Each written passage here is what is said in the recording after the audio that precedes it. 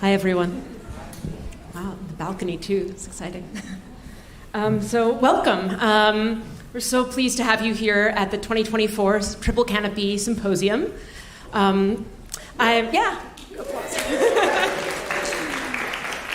name is Molly Kleiman. I'm the director of Triple Canopy, and I'm pleased to welcome you all here in the room, as well as those who are tuning in via the live stream on YouTube or listening in from Wave Farm. We're so pleased to join you in any time scale or manner of engaging with us. If you're new to Triple Canopy, we are an art and literary magazine that works with contributors in a wide range of disciplines and manners and formats. We publish everything from multimedia essays to new works of fiction to very in-depth interactive artists' work for the web. We also organize screenings, public programs such as performances, conversations, and the types of events that we'll experience this weekend. Our goal is to navigate the digital and physical spaces where ideas and audiences take shape. And we publish much of our work online. We also organize public programs at our venue on Canal Street, so please come visit us there as well. In addition to larger cultural organizations around New York, like we're doing tonight, and beyond. So you can learn more about what we do on our website, of course. And tonight, I want to just introduce the symposium as a gathering that we've been thinking of as an in-person, real-time instantiation of the magazine. We want you to experience our considered approach and wide-ranging curiosity. Our aim is not simply to comment on culture, but also to collaborate closely with artists and writers who produce it. In this vein, we've been working to break down the line between cultural criticism and cultural production, thinking about artists and writers as critics, as well as thinking of critics as producers of culture themselves. So for the past 2 years, we've had a very important partner in producing our symposium, an entity called Critical Minded that supports cultural critics of color. And so we're really grateful for their support. We're also really excited this year to be working with Roulette, who has been a wonderful partner. So thank you so much for being our hosts. And we'd also like to thank the many people and institutions who've made this program possible, including our board of directors, Publisher Circle, and Director Circle members, many of whom are here tonight as well. We hope that this can be festive over this next 2 days, so please enjoy snacks and drinks here in the main auditorium. All donations to the bar, it's all suggested donations, it all goes back to help support Triple Canopy, so we're very grateful for you to enjoy fully. In the main lobby, you'll also see we have books and totes by Triple Canopy, as well as a pop-up by Bungee Space, which is a wonderful collective that's also based in Chinatown near our headquarters. And finally, Triple Canopy is a nonprofit organization, and so pretty much everything we do is free to attend, like this symposium. But of course, it's not free to organize, and we always want to compensate and support our contributing artists and writers fully. So we're very grateful for any support you can give, and please be in touch with me or my colleagues about that, and we have QR codes in the lobby if you want to support. Any donation is wonderful. And we couldn't be more excited about this year's lineup of activities over tonight and tomorrow. So tonight's program will begin shortly. A lecture by feminist icon Silvia Federici. We're really thrilled. And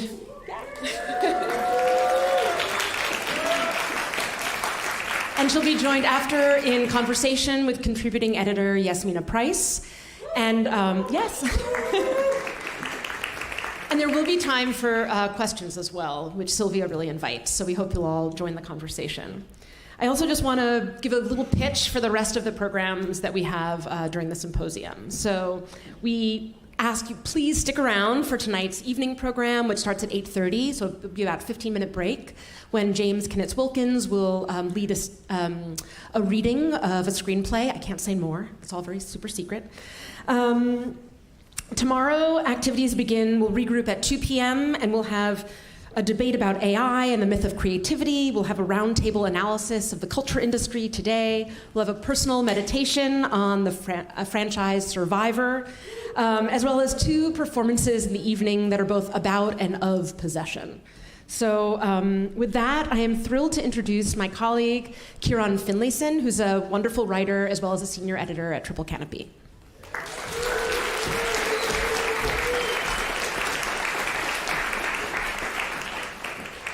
Hi, everybody. Thank you for coming tonight. I'm honored to introduce Silvia Federici, Professor Emerita and Teaching Fellow at Hofstra University. Professor Federici is the author of many books, including Revolution at Point Zero, Housework, Reproduction, and Feminist Struggle, Patriarchy of the Wage, Notes on Marx, Gender, and Feminism, and, of course, Caliban and the Witch, Women, the Body, and Primitive Accumulation, a classic work of Marxist and feminist scholarship that's been translated into more than a dozen languages. In addition to being a scholar, Federici is an activist. She moved to New York in 1967 and soon after co-founded the New York Wages for Housework Committee. The group argued that unwaged workers, such as housewives, were central to the revolutionary process. This analysis spurred on entirely new evaluations of class forces and class needs, and redefined not only domestic work, but the nature of capitalism itself. Today, she'll be speaking to us about the war on reproduction and sites of global conflict, including Gaza and Sudan, highlighting feminist insurgencies over care work, ecology, and self-defense. Social reproduction, a term used in the title of her talk, approaches capitalist society from a standpoint encompassing commodity production and all the ostensibly non-economic activities subtending it.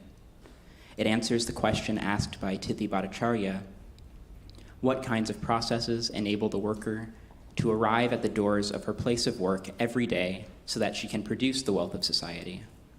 It's a term encompassing not only the vital politics surrounding cooking, cleaning, and childcare, but also public transport, schools, libraries, welfare provision, and too many other practices to name, all the manifold activities that raise the social wage. The topic of war is of particular concern for Federici, and not only because she came to America in part to join the movement against the Vietnam War. She was born in Mussolini's Italy, in Parma, a communist stronghold, during the first year of the Final Solution. She's written movingly about running from bombs to the outskirts of the city, hiding in fields with her mother and sister. While Federici is best known for her groundbreaking scholarship on the European Middle Ages, she's a thoroughgoing internationalist and has written about politics in Palestine and across the African continent throughout her career. She spent several years teaching at the University of Port Harcourt in Nigeria and is a co-founder of the Committee for Academic Freedom in Africa.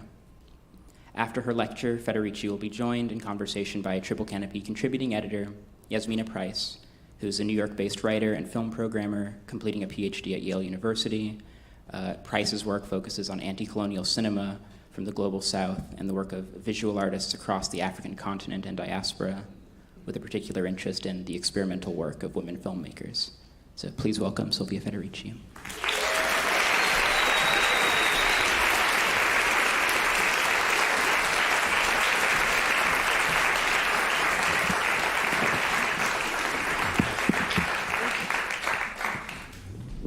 I hope you don't mind if I don't stand and sit instead.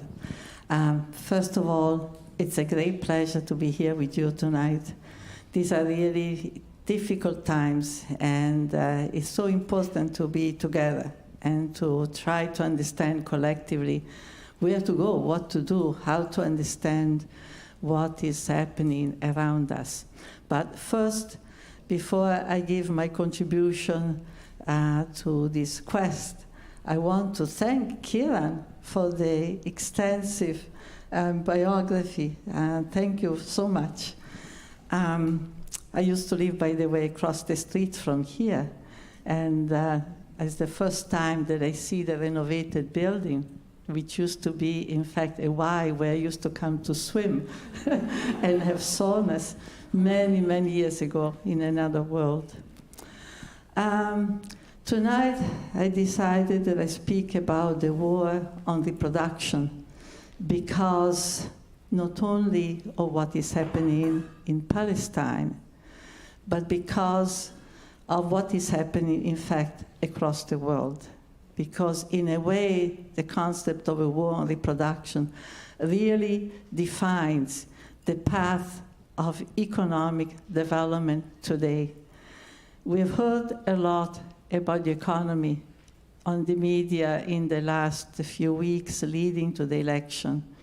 It seems that when people are asked, what is your concern, in terms of making a decision between the candidate, the economy is what comes first. And what is usually meant by the economy is, of course, the price that you pay in the supermarket, the price that you paid at the gas pump, and these, of course, are very important concern. But I want to speak of, or present another perspective on the economy, and I'll use here a statement made some time ago by Vandana Shiva, when she said, we now live in a world in which the economic system has become a system of war. And tonight, I want to talk about why the economic system, what does it mean to say that the economic system has become a system of war? And what can we do? How can we think about an alternative? What kind of other vision we can construct so that we are not a participant, voluntarily or not, of this system. The economy has become a system of war. That meant, in Vandana Shiva and also in my presentation, that today the production of wealth and the production of the basic commodities that are necessary for our reproduction, is taking place at the cost of immense suffering, immense displacement of people in communities across the world. In fact, at the cost of immense destruction, both of communities, of cultures, as well as of the natural environment. We see the most extreme example of this destruction today clearly is in Palestine. What we are witnessing, what we have been witnessing now for almost a year is almost beyond words, because we are seeing now a campaign, an open campaign of extermination that seems to have no end. It seems that Israel is determined to eliminate everybody in Gaza and eventually in the rest of Palestine. And now it's extending its reach to Lebanon and perhaps Syria, and clearly determined to change the map of the Middle East. And everything has been done to destroy the reproductive system. Not only buildings have been destroyed, but schools, hospitals, thousands and thousands of people, as you know, have been let to die under the rubble of their homes, and many have been killed by bombs, tortured. Of course, the war is a natural disaster. Why this is happening? Obviously, this is a completion of a long process that began in 1948 with the institution of Israel as, in a way, the watchdog for the Middle East, the watchdog, the guardian of an area that is probably, from the point of view of capitalist development, one of the richest in the world. It's the area of the oil fields, and of course, as soon as Britain left, the United States with the oil companies took over, and Israel has become the country, the government that is in charge of guaranteeing that generation and generation of people in the Middle East will not be able to reclaim the wealth that was taken away from them by colonial domination. And we now see that this process, has accelerated. The campaign against Palestinian people has clearly accelerated, in recent time, clearly because of the new wealth that has been discovered off the coast of Gaza and off the coast of Israel itself, in the form of a massive deposit of natural gas and oil that presumably amount to $500 billion. And so this is a very extreme case. I think that what we are watching now in Palestine has almost no equivalent in a long time since Nazi Germany, and I think the comparison is not out of place. But at the same time, it would be a mistake to see it also as something that is specific, that is in a way, out of the norm, that has a logic of its own. In reality, the logic that is driving, the destruction in Palestine, that is driving the killing, that is driving the expulsion, is a logic that today can be found operating in so many parts of the world. Today, before I came here, I was on a Zoom with a group of women in Brazil who has spent a year doing a research among indigenous women, quilombola women, campesinas, and women were struggling in communities that are struggling for survival. And what they found all this work and these testimonies, has been that in fact, there is a genocide that is taking place. There is a genocide that is not so obvious, so evident, so visible, so openly supported by all the big governments of the world.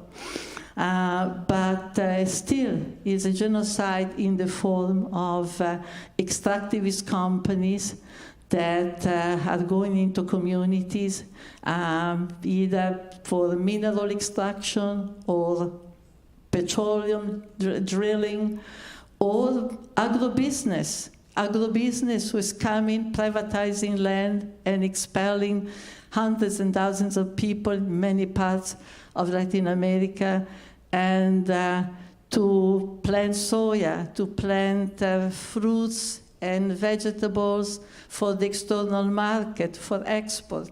So that in fact, the same kind of destruction of community, culture, languages, and the same kind, of dispossession, displacement, the kind of dispossession which then, of course, it's at the origin, of the huge migration movements, the huge, migration processes that we are witnessing, and of course, what an irony, that the very country, the very system who are responsible for making life impossible, in the areas from which so many are departing, are in fact busy now criminalizing the same immigrants. Obviously, they want people to die in the place where they are, even though all the resources that they have are being taken away from them.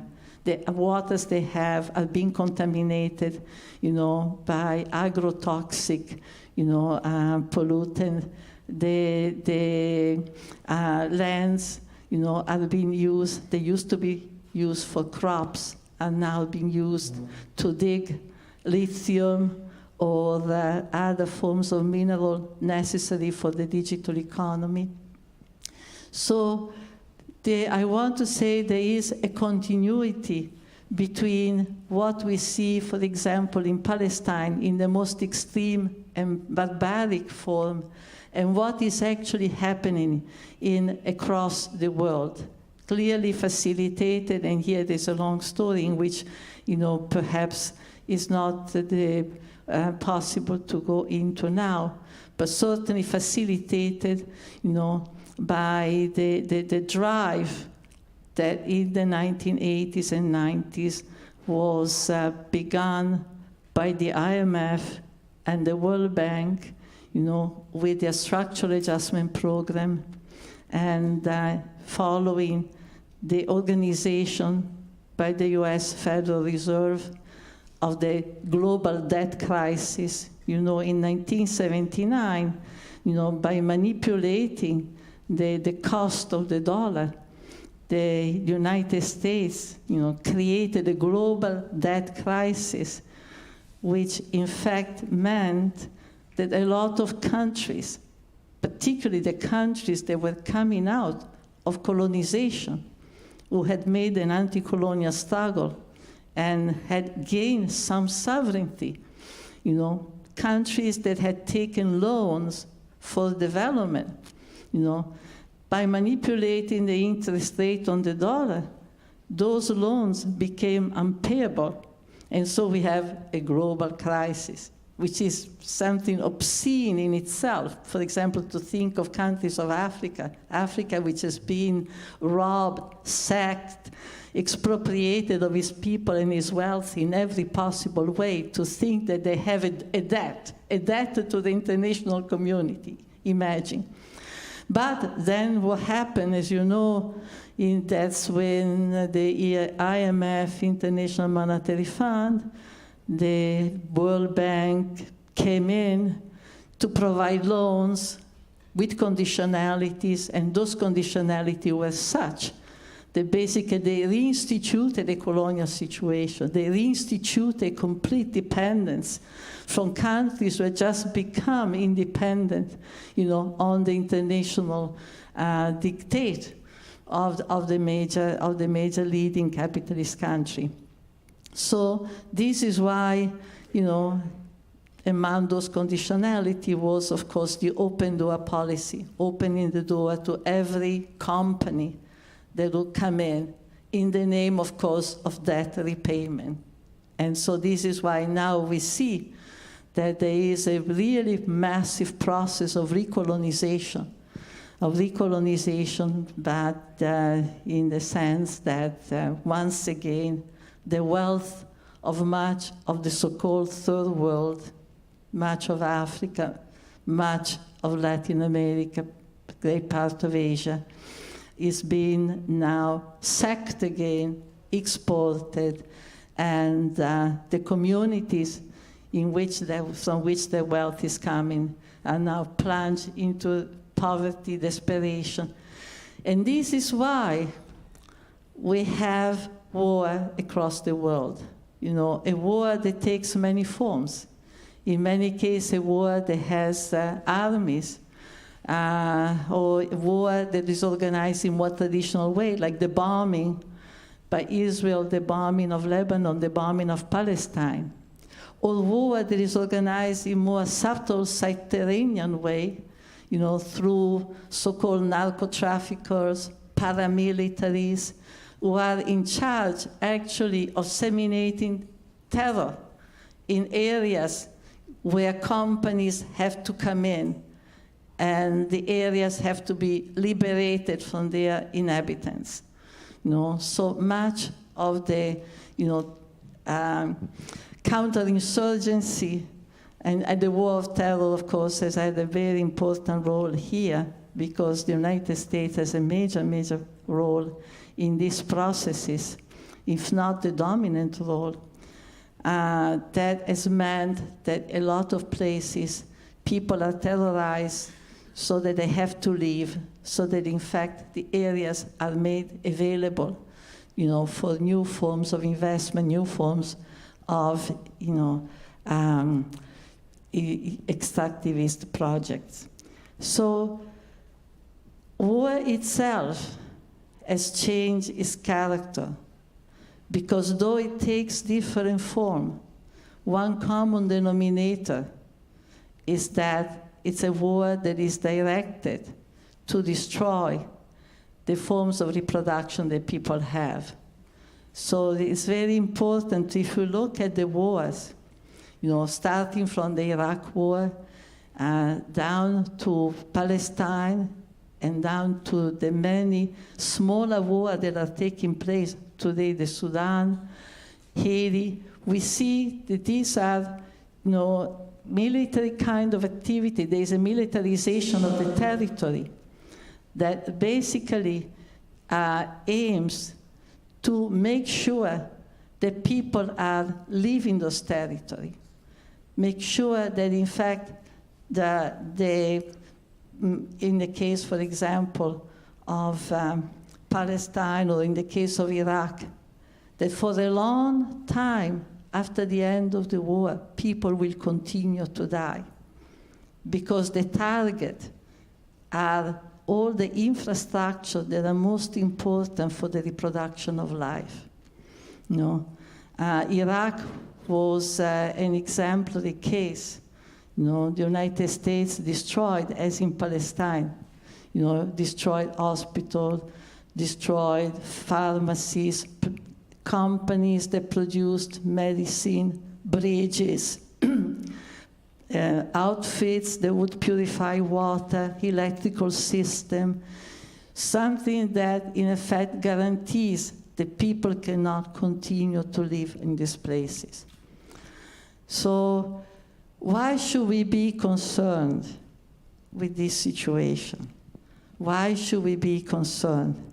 Most of the devastation is taking place in the so-called third world, although there is a lot of devastation, impoverishment also in the United States, but should be concerned for many, many reasons.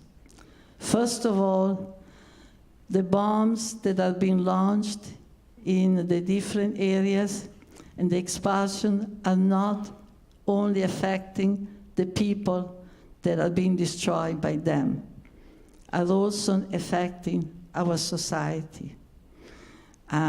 We can foresee already all the cuts that are going to take place, all the cuts that are going to take place in the next decades because of compensating for the immense, extraordinary investment that this country is making in war. We have seen now that almost every week, almost every month, trillions of money are going. The United States has supposedly spent in the last 20 years 4 trillion in the war against Iraq and against Afghanistan. And now we are seeing millions and millions going into the armament that is being directed to Palestine. And who knows to whom, because the war is clearly extending way beyond the borders of Palestine. So clearly, this is going to have a tremendous impact in a country where we already seen that after centuries in which the United States, together with the European community, have been, in fact,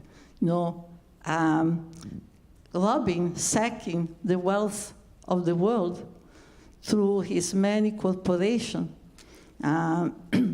Nevertheless, we still have so much poverty. Nevertheless, we have so much inequality. And we can foresee that that is going to increase, that is going to intensify.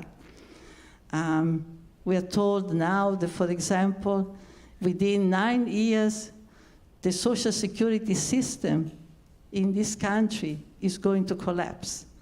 We are going to told the Medicare, Medicaid, these are all going to be in crisis areas and the major cuts. This was yesterday on the news, that there is no funding. Imagine, there is no funding, but there's a tremendous funding for welfare. There's a tremendous funding for welfare.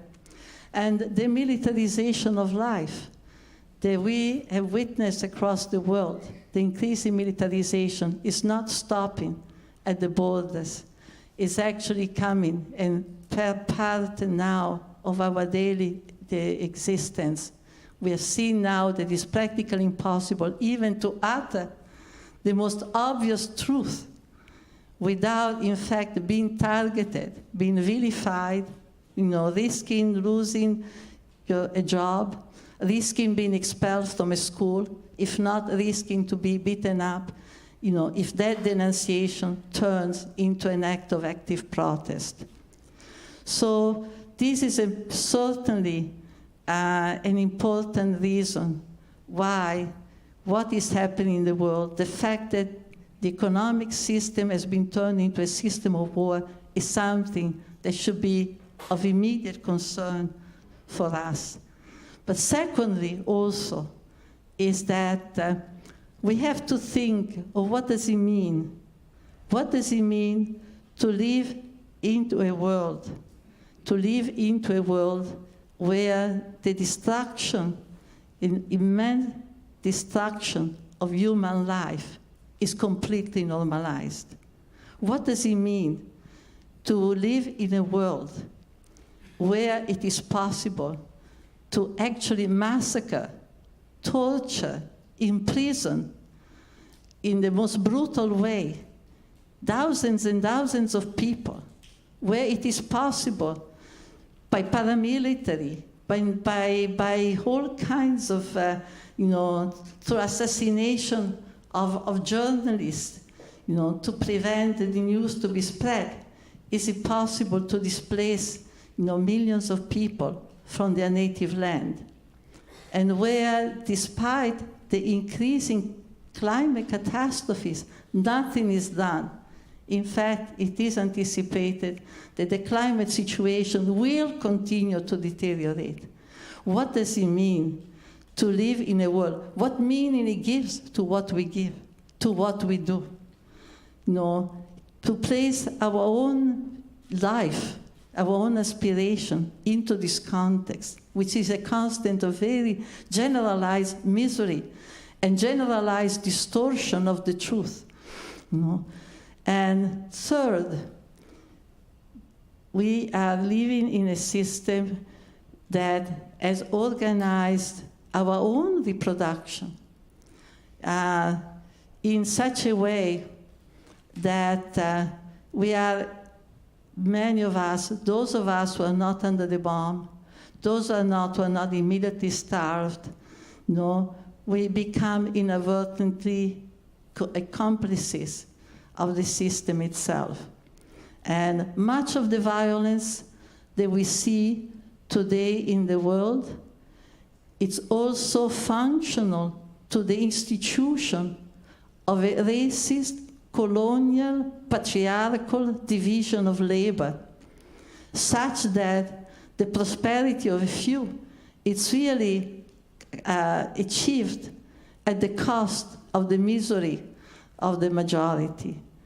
And a division of labor whereby when we go to shop in a supermarket, if we begin to look at the history of what we find there, the history of the fruits, the history of the vegetable, or when we look at the other items that we buy, from clothing to electronics, if we actually investigated the history that each of them has, we'll find that they have a lot of blood.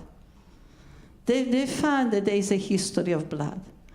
In Africa, they used to speak of diamond as blood diamond. They used to call them blood diamond because so much of the diamond industry and extraction was built with tremendous amount of violence. Then now, more later, they began to speak of blood computer,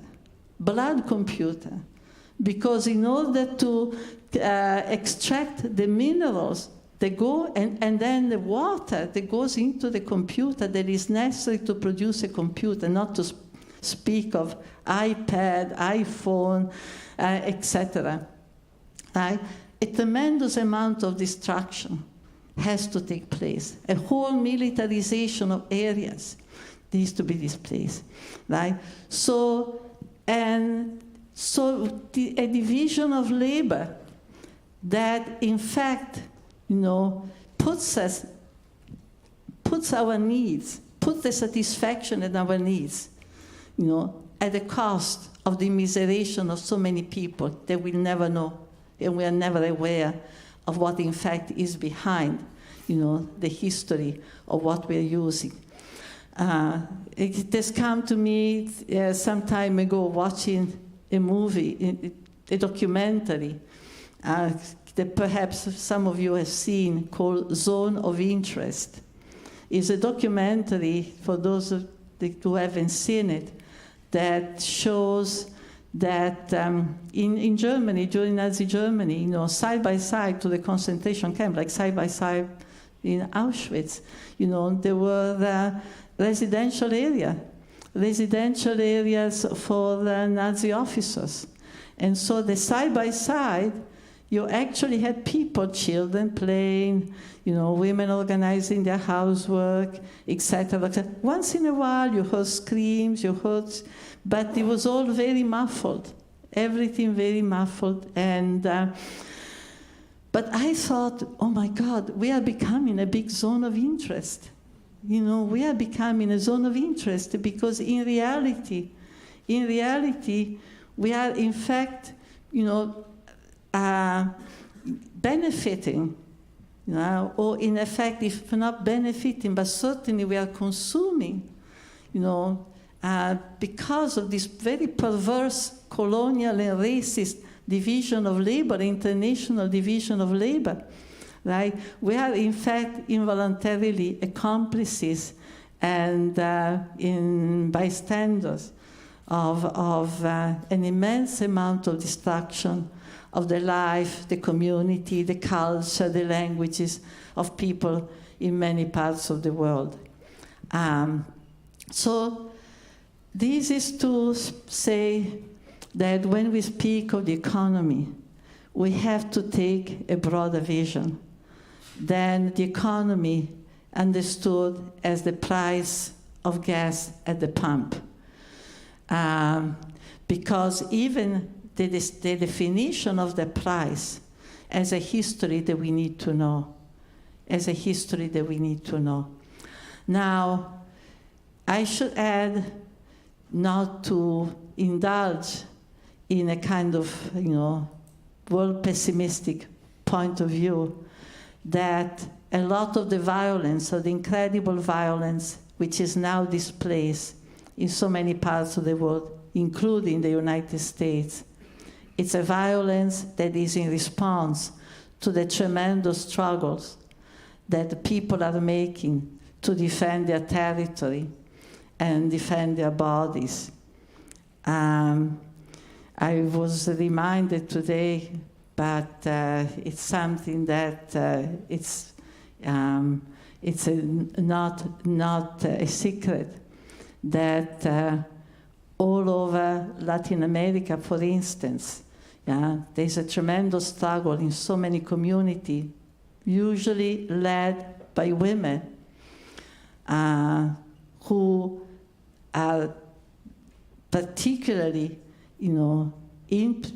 affected, affected by this development, by this war on the reproductive system of their community, both because as women they are especially vulnerable, and particularly the whole process of procreation and child raising, and also because being the one who are in charge of the reproductive system of their community, they understand much more strongly, much more intensely, much more directly, what does it mean when the air and the water are contaminated? What does it mean, for example, when agrotoxic pollutants, are going into the waters that are used for the cooking, or used for the washing, or used for people drinking, or when the air is contaminated,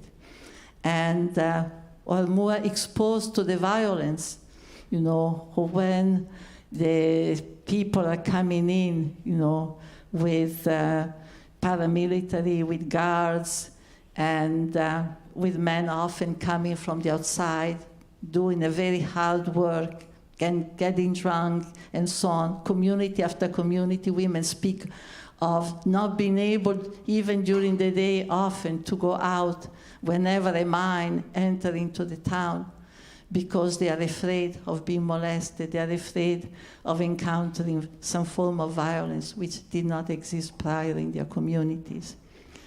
So there is a struggle that is taking place, and a struggle that is not only defensive, is not only against, but is also a struggle that is creating new forms of existence, new forms of communitarianism, because it's become very, very, very clear that isolated, and in isolation from each other, you are almost defeated. You are immediately defeated.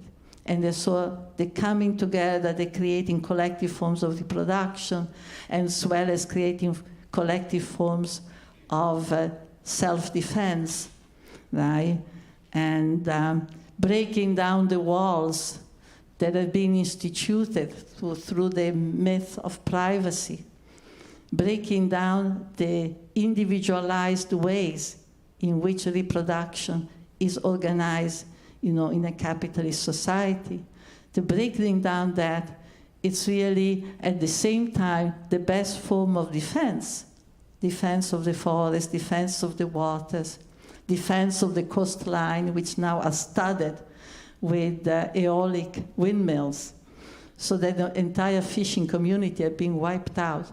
All through Latin America, fishing community are being wiped out along the coast, because in the name of clean energy,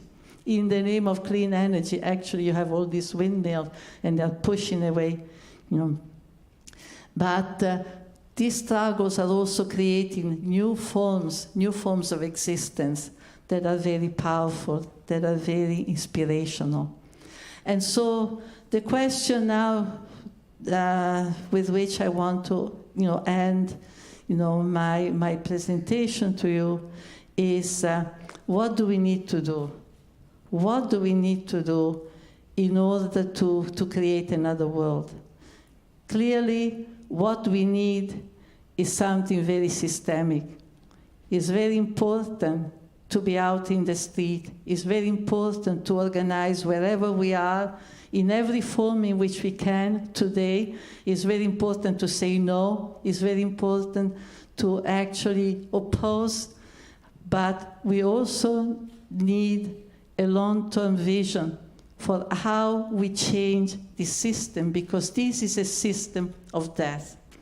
This is a system, this capitalist system, which has been so destructive throughout its histories, has been genocidal from its beginning, being built on slavery, built on colonialism, built on conquest, a system that has brought 2 world wars with millions of people destroyed.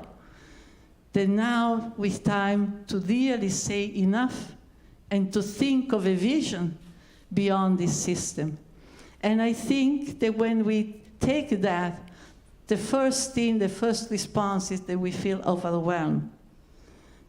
How can we imagine to transform a society, right, that has been growing for hundreds and hundreds of years, and has had the advantage of accumulating,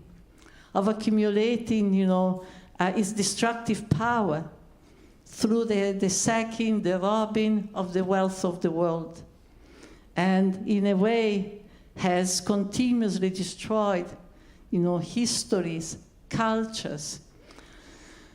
But I think that at the same time, we can begin to not to feel overwhelmed by the task. Not to feel overwhelmed by the task.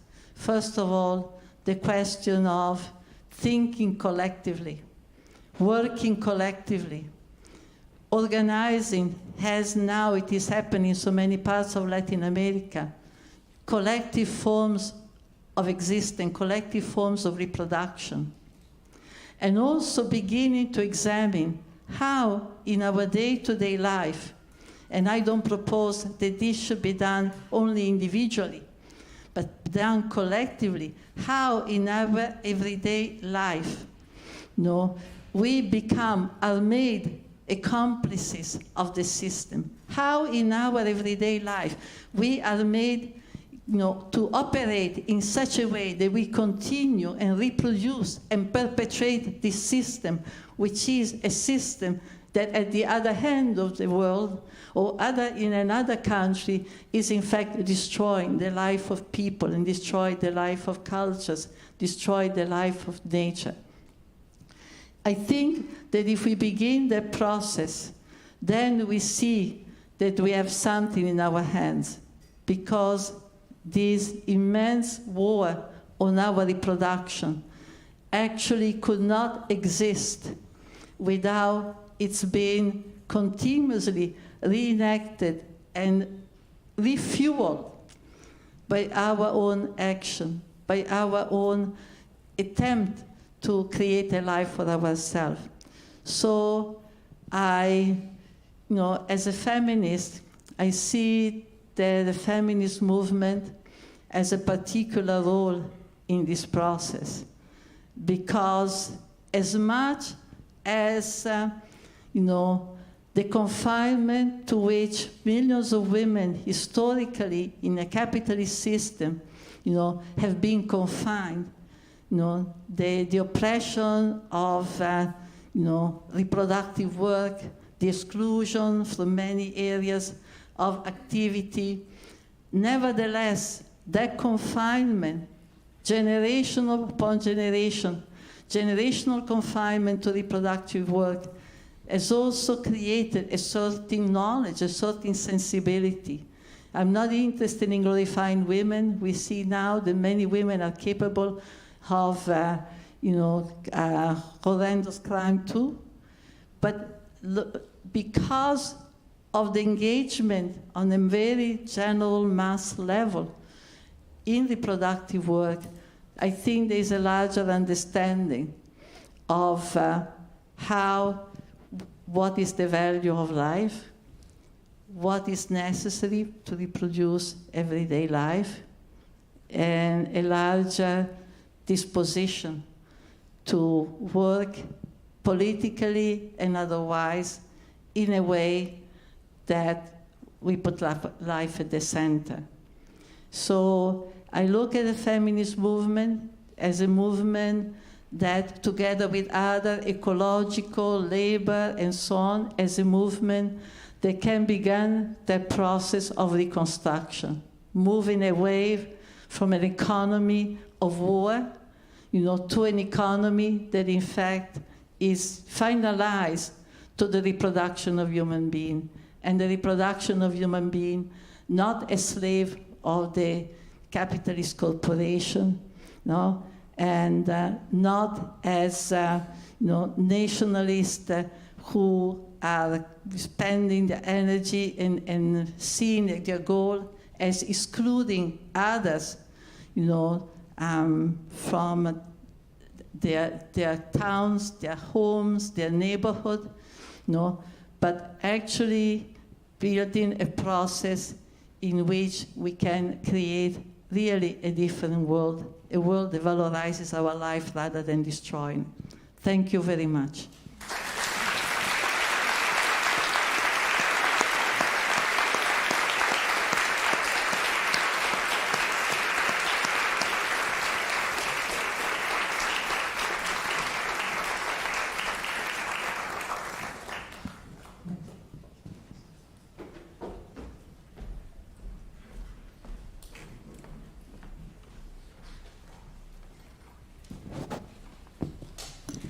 Silvia, thank you for your political clarity, which I think is as needed as it's ever been.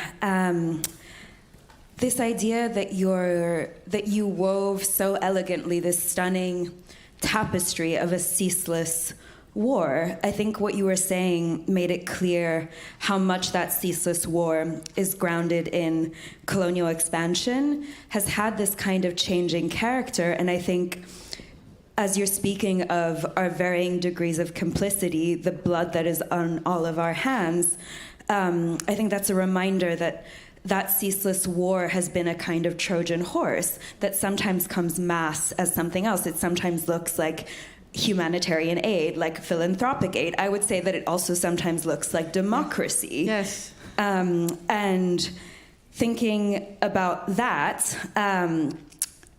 it also, I think what is so important about, again, this kind of tapestry that you're weaving through so much historical continuity is that I think it suggests that this is also a war on memory. Because if we have this kind of constant amnesiac structure, that's the thing that allows us to not see what are structures of predation and dispossession that are acting as though they're our promise of liberation. So I wonder what the role of rooting ourselves or rerouting ourselves in historical struggle is, or the role of ancestors, the role of storytelling, of this kind of relay that we need. Yeah, this I think is very, very, very important. Look what is happening now in Palestine, destroying the archives, destroying the schools, destroying the histories, right?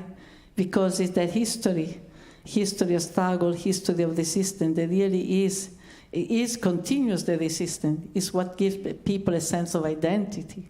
We speak much of identity, but it's also to the history of the struggle. And, in fact, the question of memory, it's also very important in every movement in Latin America, particularly indigenous people movement. The question of, we have just celebrated the Day of the Dead. I cannot tell you how disgusted I am by going around, particularly now, when every day I see on TV or I hear about the stories about what's happening in Gaza, bodies lying around, dogs eating pieces of bodies, those lines and lines of bodies. And then you walk around in my neighborhood and it's all skeletons and skeletons and skeletons. And I'm thinking, but where are these people who are putting this skeleton? Where do they live? What world they live in that they are celebrating, right? And it's not an innocent celebration of the Day of the Dead but there's another way of celebrating the Day of the Dead. There's another day, and there's a very powerful for anybody, who's been in Mexico, and it's become more and more political. The question of the ofrenda, the question of the memory, the question of, not allowing the people who have, preceded in the struggle to be forgotten, to make sure that they are presented, to make sure that they are continuously, that the past is not forgotten, and how that becomes a very important element of resistance. And I've heard over and over women saying to me that because we have a different conception of death, for us death is not the end. That gives us courage, even in situations in which fighting, puts you into incredible risk of your life. And so, the question of not only recuperating land, which is now a key thing, the question of recuperating land, because that's, I was talking about what vision about not being accomplices. One thing means to regain some autonomy with respect to our reproduction, regain some autonomy so that we are not umbilically tied to the very same corporation who are killing, expropriating, and impoverishing entire communities in order to produce food for the American market or food for the European market. Well, in terms of the accumulation by annihilation that is happening in Palestine, because the question of land is so pertinent there. You were speaking about the destruction of the libraries. There's also the destruction of the olive groves, of the food systems, of everything that makes life possible. And I know that in your work you speak about the conjunctions of land, of women, of life, of war. And I wonder if there is maybe even a kind of parallel between this ceaseless war that is functioning through the privatization of the military, the privatization of the land, a kind of parallel there in the way social reproductive work and domestic work is also privatized and is hidden away. And then what emerges from that conjunction of women, ecology, socially reproductive labor? Yeah, I think that what I was saying before, the breakdown, in this capitalist system, I mean, particularly since the last 2 centuries, like the nuclear family. The nuclear family has become for women a kind of prison, but also has meant really weakening people's possibility of resistance. I mean, there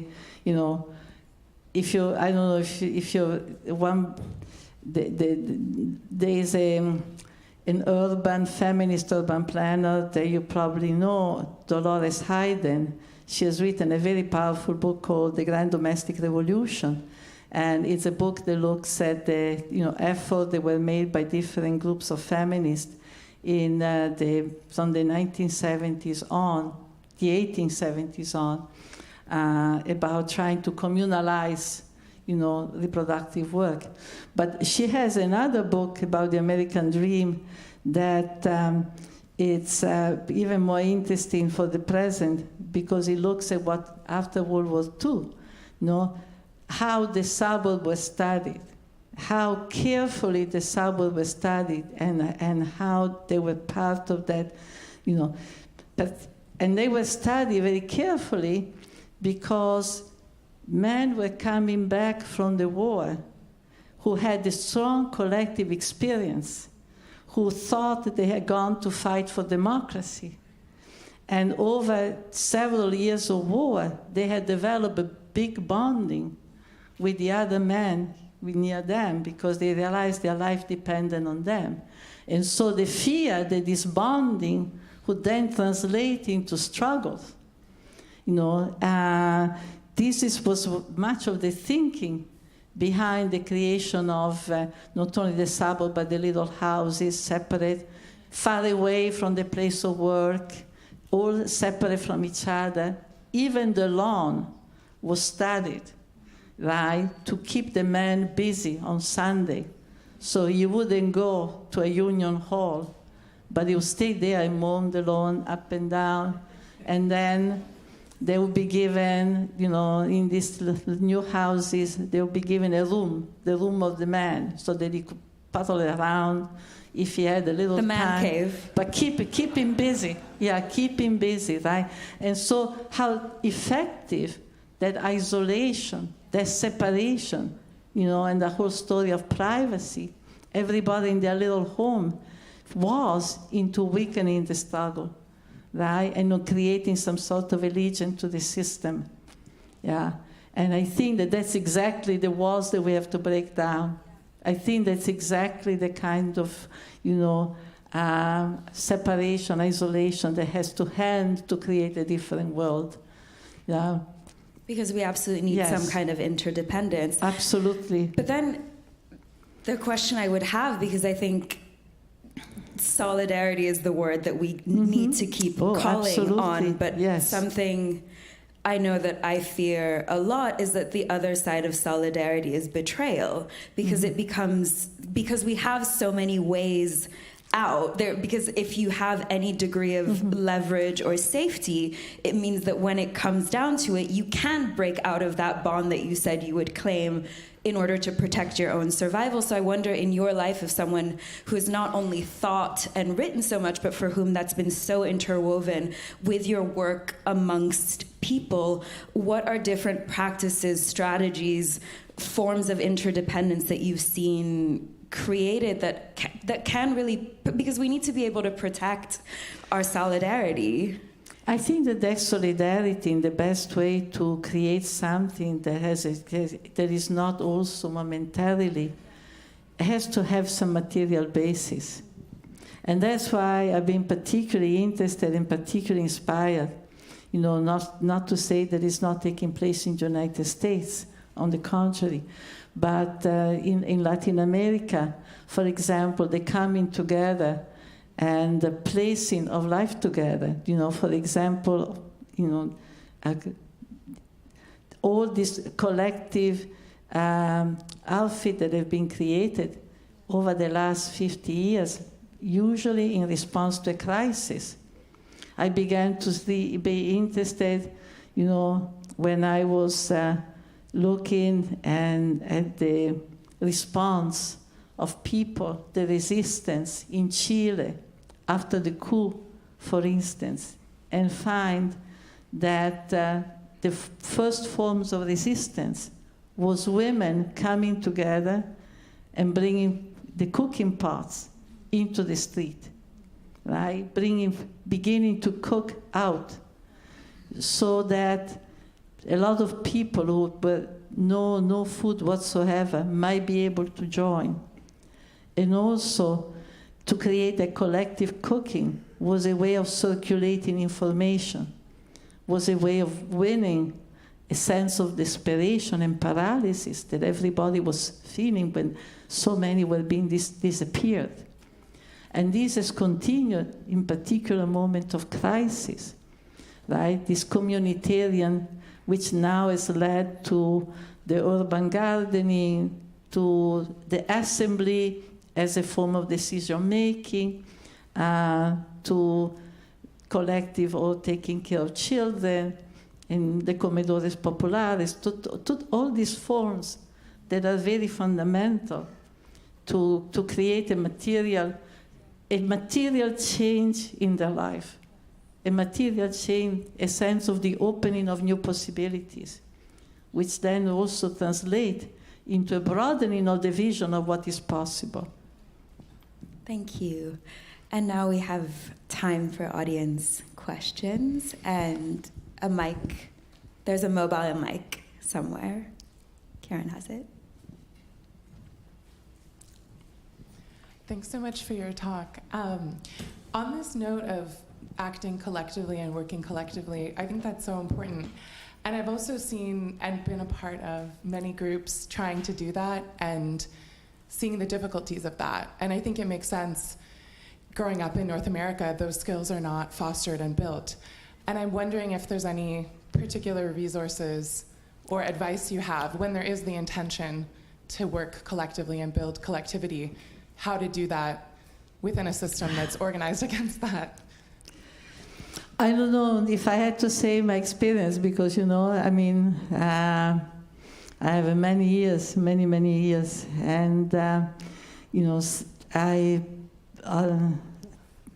particularly at the beginning of my political activism, I've also been very burnt many times.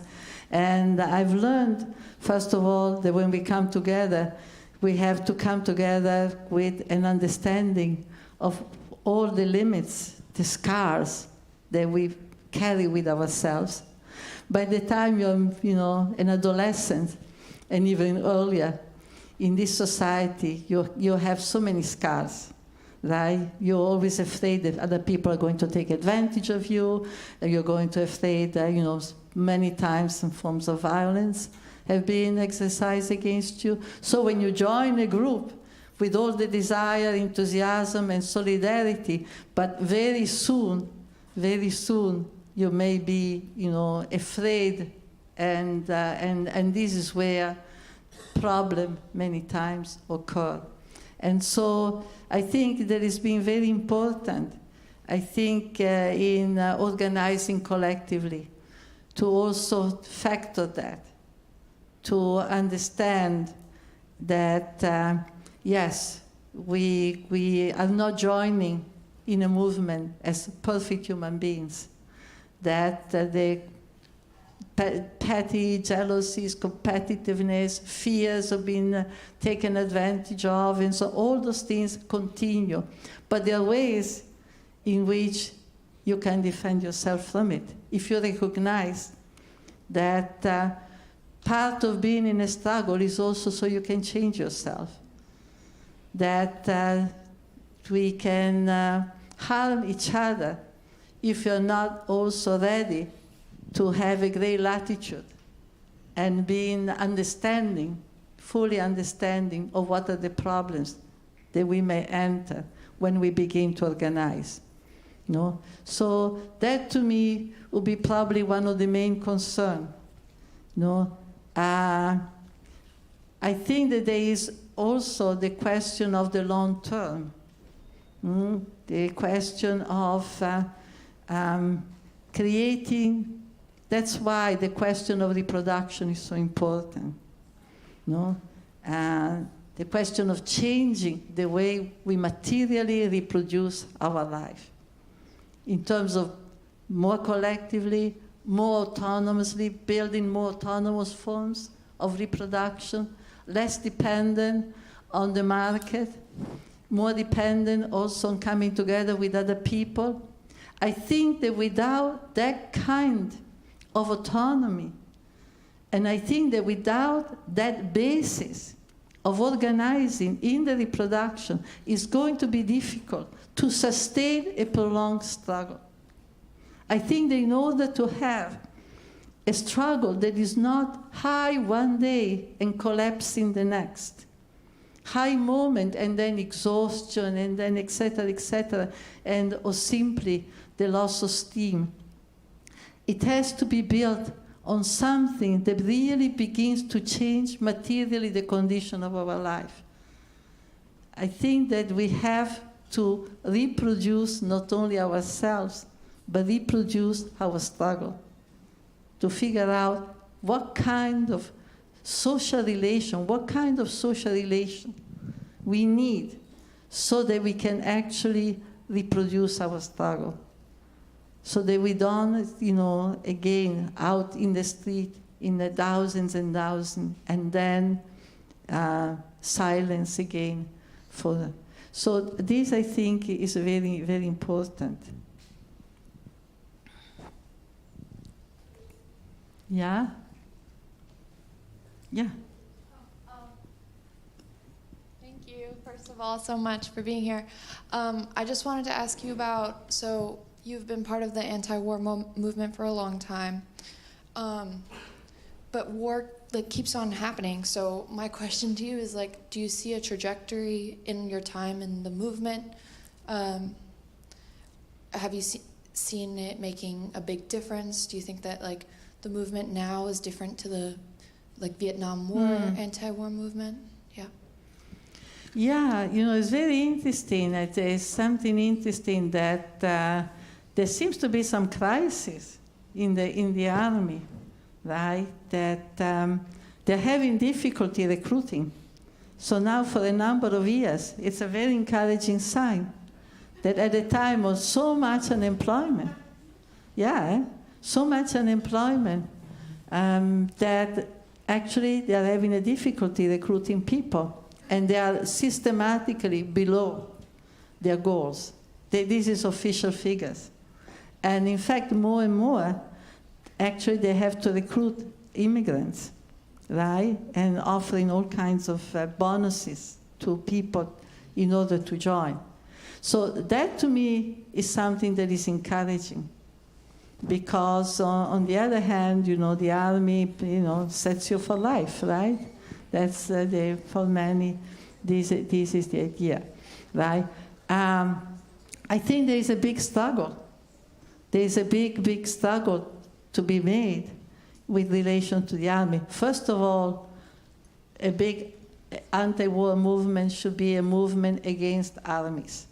Yeah, I was horrified, and we fought it at the time, at the idea that women who wanted to be equal to men and join the army. Right?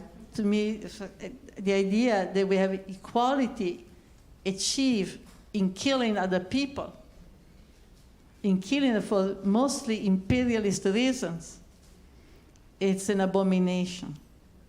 And we always said at the time, men out of the army, men should be equal to us. So let's have equality in the other direction, right? Nobody should go and serve the interest of the capitalist corporation, of the US or other international corporation. So I think that an anti-war movement, right, that basically begins with the idea that killing joining an army that is not an army of self-defense, if an army which is at the service of imperialist goals. It's absolutely nothing to be struggle for. That kind of movement, I think, is very important today. And also the question of education, child raising. Unfortunately now, much of our public schools have been desertified. They have no funding for anything, right? No funding for all kinds of programs that could stimulate children's creativity. There's an impoverishment that is also very dangerous. There's an impoverishment in the educational system, because so many of the resources that are necessary are in fact going towards war. One figure and one about what this economy is about. If you are producing bombs in a factory, you're productive. And the system will recognize you as a productive worker. You will be part of your work will be part of the gross national product. If you are a woman, a housewife, who's raising children, who is reproducing life, you're not productive. So the production of life is not productive, but the destruction of life is. I think that this is one small item, but graphically demonstrate what I was saying at the beginning. The economy, the system of the economy is a system of war. One last question. Yeah, maybe I'll take 3. Quickly, yeah? And then I respond to, yeah? Yeah, you? Hello. Sorry. Yeah. I can... If you have quick questions, yeah? Do you... Hello? Yes? Yeah. Oh. I'll go through the... Yeah? Hi. Okay. Can you... you and your hands... I mean, we could share the question. I don't know who this other person is, but I'm here. I'm asking a question. Hi, Silvia. Hi, Silvia. Hi. Yes. I'm standing. Hello. Okay. Okay. Well, thank you for being here. My question was more of like a response because you were using reproduction in a very interesting way, and I think we're seeing a very timely entanglement with the object of reproduction, where we see reproduction or the imperative to reproductive rights being a center issue for a major political campaign, and its response has been a very visceral response, and in a way, how can it not be visceral? And yet, that same political campaign is being used to facilitate another form of reproduction, being the reproduction of the legitimacy of our democracy. And of course, it's like, its claim, and its claim to dispossession, extraction, and accumulation. And so reproduction is, there's a dissonance there in the types of reproduction, and obviously it's operating on different registers, but I wonder if you had a response to it and what you're observing. Thank you. Yeah, okay, so there were 2 others quickly. 2, yeah? Yes, okay, well, let's move quickly. If you have a hand up, speak up, yeah? Well, thank you so much for being so generous answering questions. I guess my question is about the dual useness of reproduction, as in they're in like ultra-religious right-wing groups. They have been reproducing more as a way to gain political leverage by having more votes in the long term. How do you think about the issue of like the dual use of reproduction? Because you mentioned like reproduction as like a key leverage to build solidarity. So they are having more children in order to have more votes? Yes.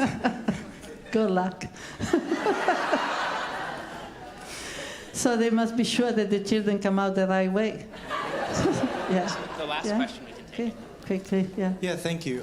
This is also a question about reproduction, but cultural reproduction, and specifically thinking about complicity here in the so-called imperial core in relationship to cultural reproduction. And, we could say the sort of complicity of cultural institutions, museums, galleries, etc. And I was wondering if you might be able to speak to that in relationship to everything you mentioned, the war machine, etc. Thank you. Yeah, and then there was, yeah. I think we probably should cap the questions there, just Okay. because we're running a little over. No, so for me, it's so important to have a sense of what's in people's mind. And this is one of the reasons I usually also come to speak, not only because I think it's important that my words be heard, but because I want to hear what you have to say. So this is for me, it's always a problem when they... there's a question of reproduction.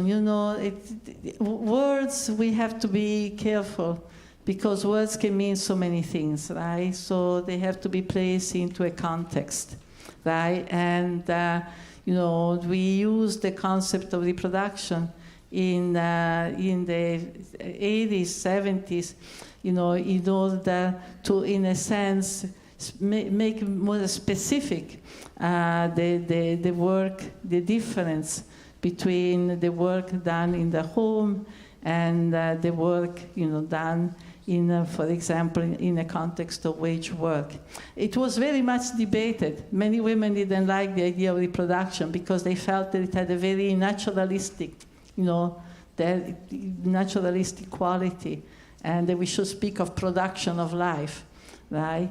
But so reproduction gives the sense of this continuous, repetitive cycle in which but the reproduction of, you're referring to, right, procreation, and is now being used, of course, by the Democrats, or this. I'm not saying that it's not important. Reproductive rights are extremely important. But we see now this liberalism. So Biden was talking about student debt, and now they're all for reproductive rights. Not that they've done much, in past decades to really guarantee, because it's not enough to even have the law, as important as it is on the paper. It is also important to create the economic condition whereby people, women, can actually exercise those rights, and also create the economic condition where, for example, if a woman decides to have a child, she can raise that child. Whereas we know today that the majority of women in working class in the United States, in fact, are completely, even when they work outside their home, they are completely overwhelmed by that, and they are rarely capable of actually sustaining autonomous, their life and their life of their family by their work, right?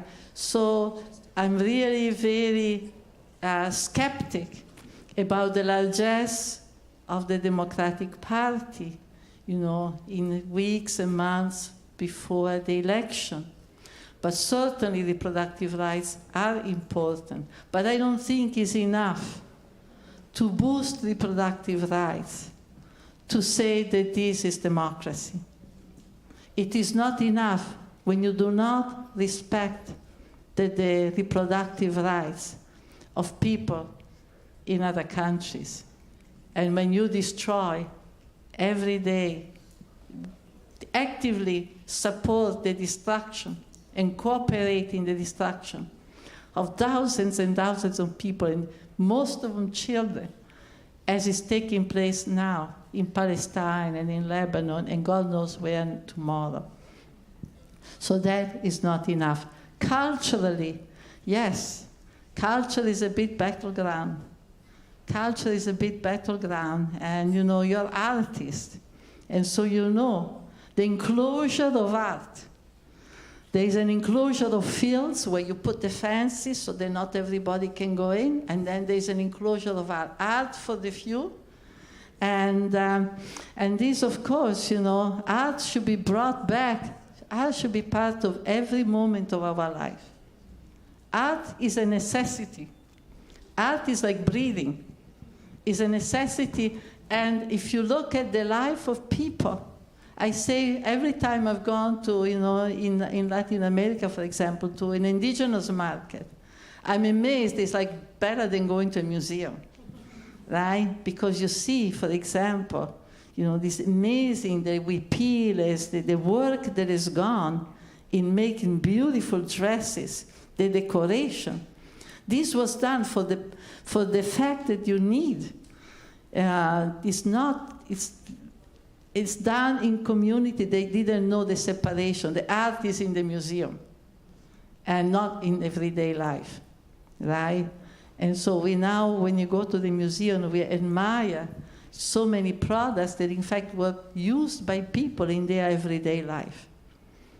So that's one of the project of rehumanizing ourselves. Part of the rehumanization of ourselves, which is what I'm talking about, is also reintegrating art into our existence. And I've seen that happening already by art becoming more collective after the death of George Floyd.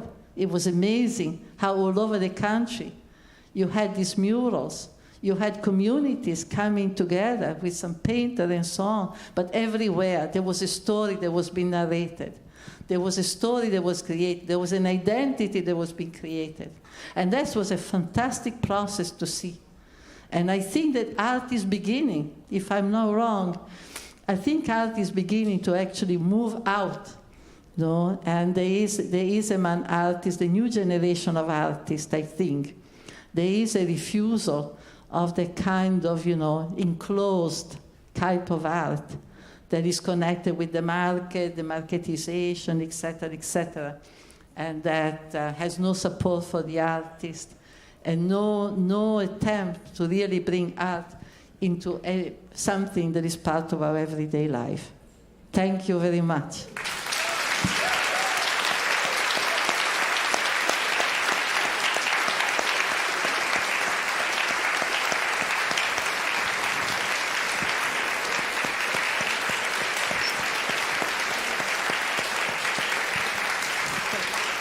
Thank you so much, Silvia Federici and Yasmina Price.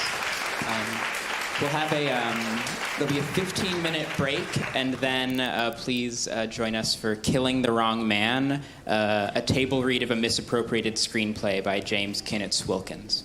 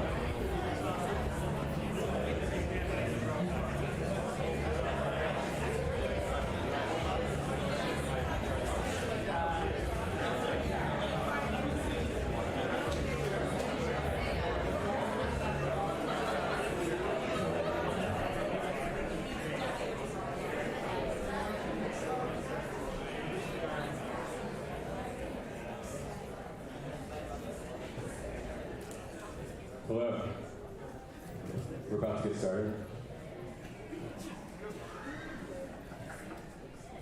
What are you laughing at? I've been losing my voice all day.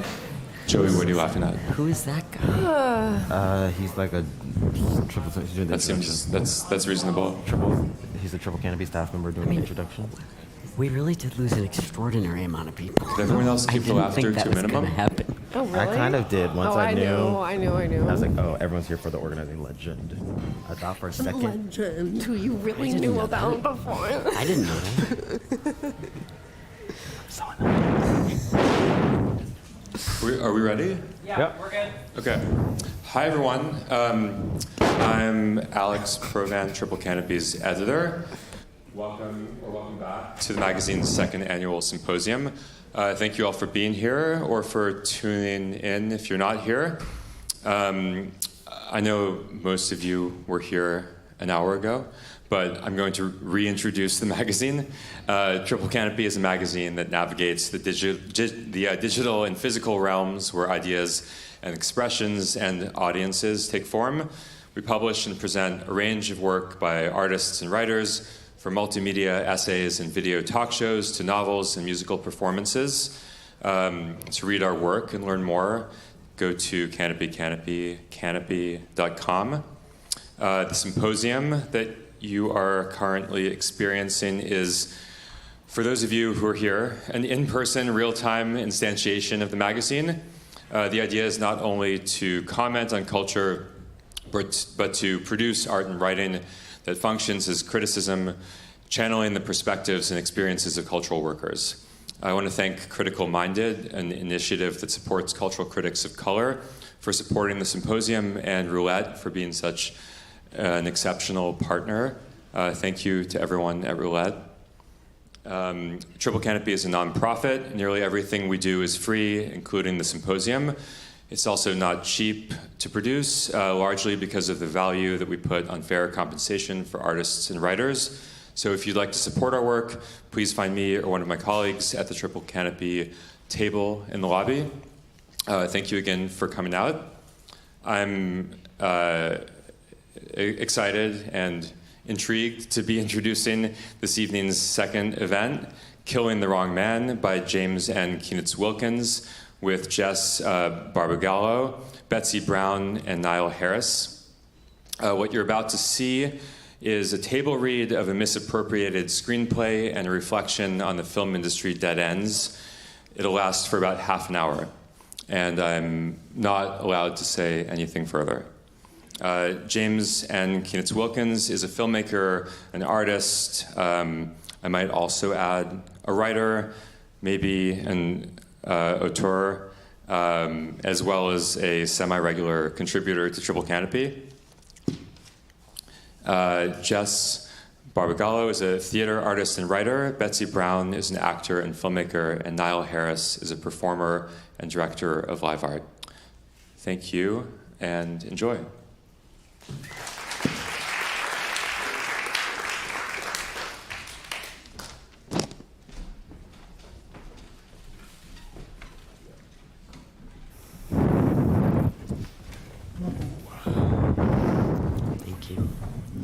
Hi, everyone.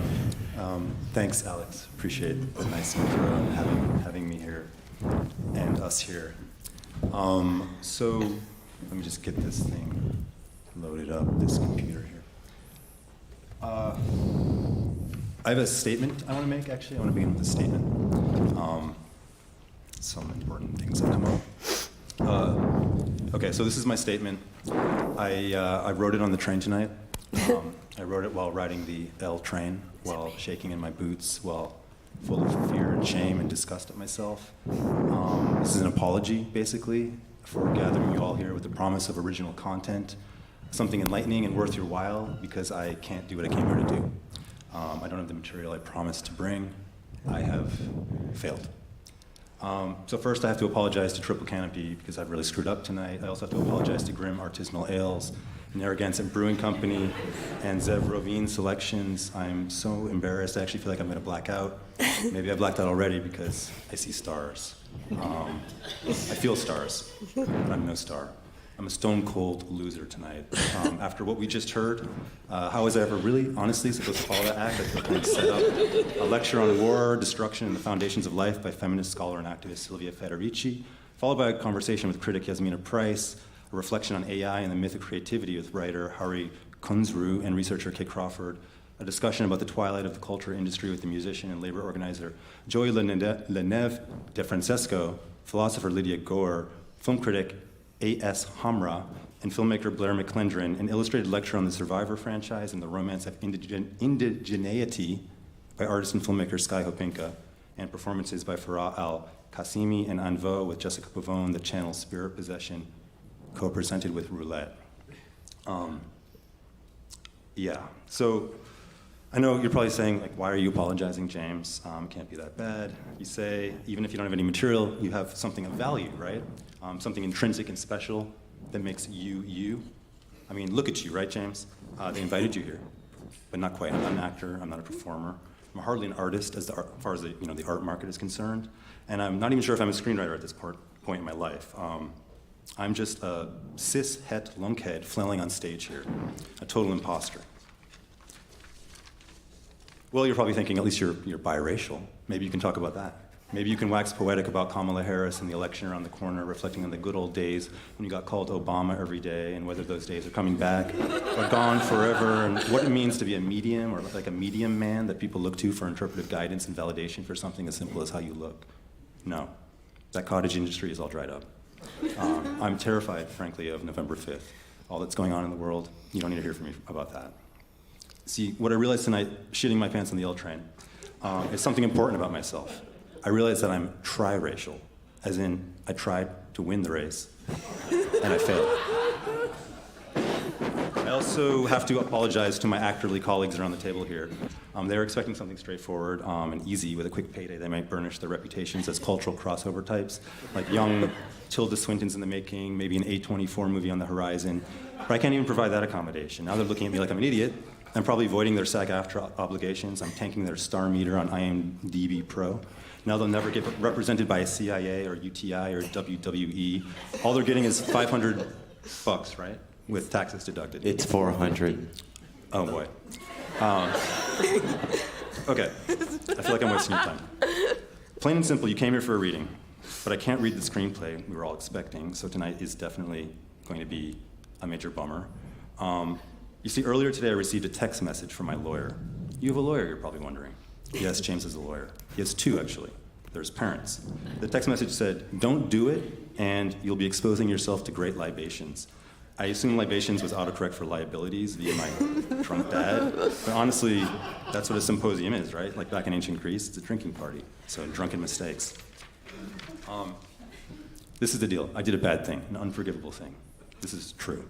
I adapted a novel to which I have no rights. A popular novel from 2020 that became wildly more popular, or at least the writer did, way more than I could have ever predicted back then in the hazy COVID era when I did it. And to be honest, setting the author's great talent aside, and despite the fact that he'd been writing for decades, I think he was suddenly discovered to be black. Like someone turned on the light of money and said, wow, he's black. Anyway, to get a real and useful assessment, you'd have to ask an actual critical-minded critic of color who can break it down to the stark blacks and whites. As for me, I got mixed up in a fool's errand. I spent 3 years on a doomed quest, thinking that I was a player, that I had a shot, that I'd be embraced with open arms. But I was wrong. I was out of my league. I wrote a screenplay that can never be mine. You can read about it in the current issue of Triple Canopy, or so I've been told. They haven't published it yet. And maybe they'll never publish it after tonight. Maybe you'll never read anything from my triracial ass again. But here I am speaking to you in the flesh, despite it all. I did have something nice for you planned, a little preview of the screenplay, even if the real thing could never be. But naturally, of course, as it goes, as the world turns, I was informed today by my lawyers, among other blood relations, that to publicly read it would be career suicide. And I've always been very clear that I prefer my career to die as something less messy than suicide, so I took their advice very seriously. Publishing or publicizing an unauthorized adaptation would be viewed by Hollywood as a declaration of war, the theft and subsequent corruption of someone else's property. Even though I never claimed to own the story I adapted, my act of adaptation forces the question of exposure and the potential copying of whatever strains of originality I may have contributed upon the legal rights holders. It's like pooping in someone's garden to fertilize their flowers. It's just not helpful. It creates a mess for everyone. It's an act of passive aggression. When this was explained to me, I immediately understood today in the L train that we can't read what I intended to present, or I'd just be an asshole. So I've assembled you all here for not much. Guys, Betsey, Nile, Jess, the screenplay here, abandon it. We're not going to do this tonight. Tyler? Is Tyler in the audience? Yeah. Can you come up? Yeah, thanks. I'm sorry. Can you just destroy these screenplays? Yeah, just destroy them. Just get them. This is super depressing.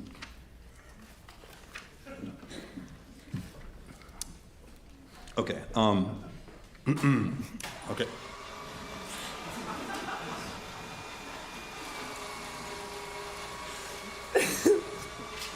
Actually, just put them aside. Just put them aside. It's a little loud.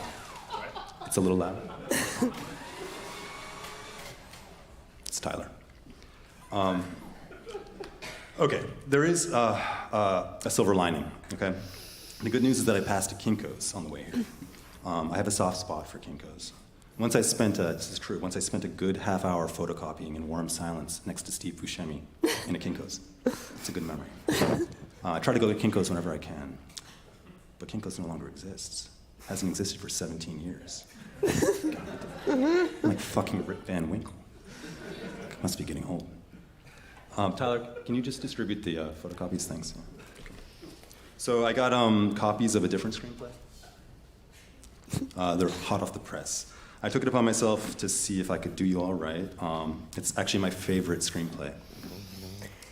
Written in 1989 by Michael Tolkien and produced a few years later in 1992 by an old master, Robert Altman. It's Tolkien's most famous work, The Player, adapted from his own novel, The Player, 1998. Movement from a novel to a script, multiple scripts, to a movie within 5 short years. See, that is the way to do it. Total control, total authority. It's a story about a film exec who hates writers to his core. That's a story that needs to be told again. This one feels right. Can we do that? Are you okay with doing this instead? Yeah? Okay. This is the earliest draft that I could find. It's from 1989. Okay, we're going to do this, right? Reading the first act of The Player by Michael Tolkien. Don't worry, you'll still get paid. $400, is it? Yeah. You'll get your artisanal ales, I promise you. I know you can do this because you're actors, and actors have emotional fortitude. So that's good. Okay, so we'll pull it up. Thank you, Tyler.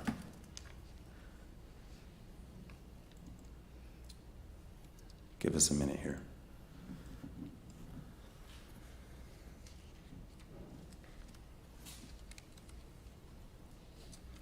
Okay, here we go. So this is what I was going to read, but instead we'll read The Player.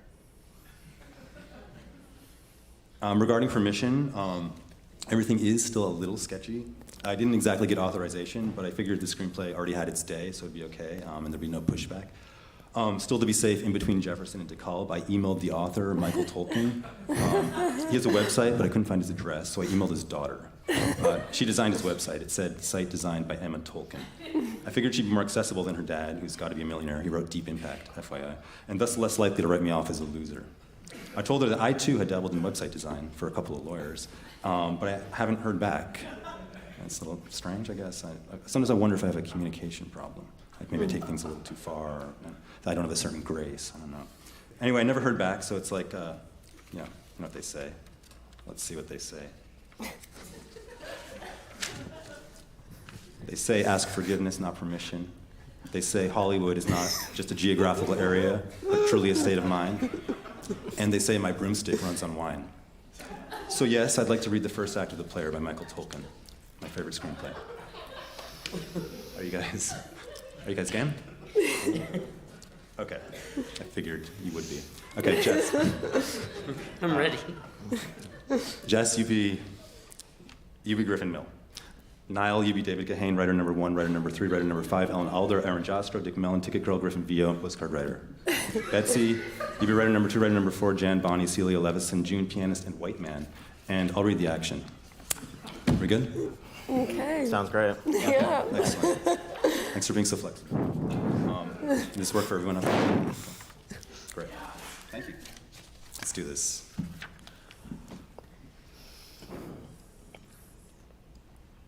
The player. Interior, Griffin's office, day. No introduction, without any setup. We are listening to writer number 1, 28, pitching a story. This is the first of 4. Here's the idea for the movie. Kevin Costner and Michelle Pfeiffer are cops. He's burned out because his last partner was just killed in a drug bust that went bad. She's his new partner. Interior, Griffin's office, day. Writer number 2 is about 40, tired looking, anxious, failing. Kevin Costner and Harrison Ford are brothers. They hate each other. They find a gold mine in Borneo, and that's what the story is, a gold mine.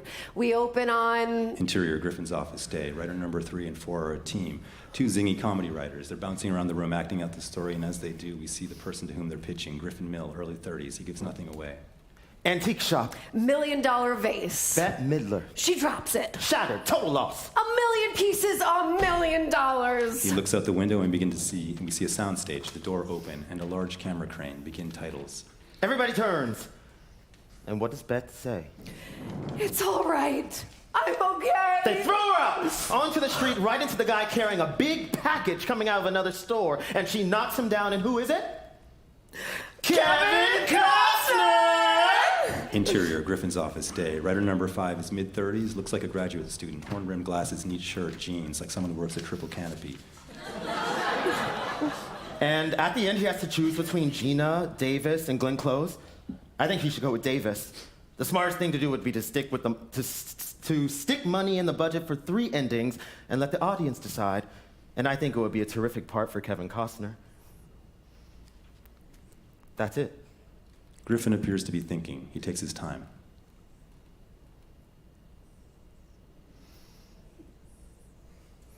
Let me get back to you. You're not saying no? Let me get back to you. The writer gets up and Griffin walks him to the door. As the door opens, we see Jan, Griffin's secretary. She's a black woman, early 40s. Her desk is surrounded by owl figurines and owl imagery.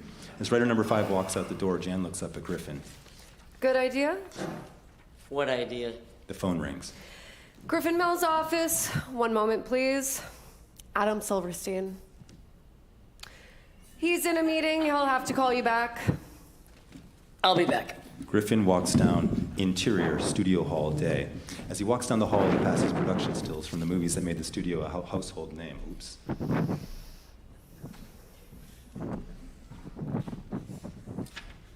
Stills from every studio, classic stills from classic movies. Griffin passes secretaries, executives, a few actors in the halls, and everyone defers to him. Everyone is nice to him. He passes a door marked Bonnie Sherrow, story editor. Interior, Bonnie Sherrow's waiting room, day.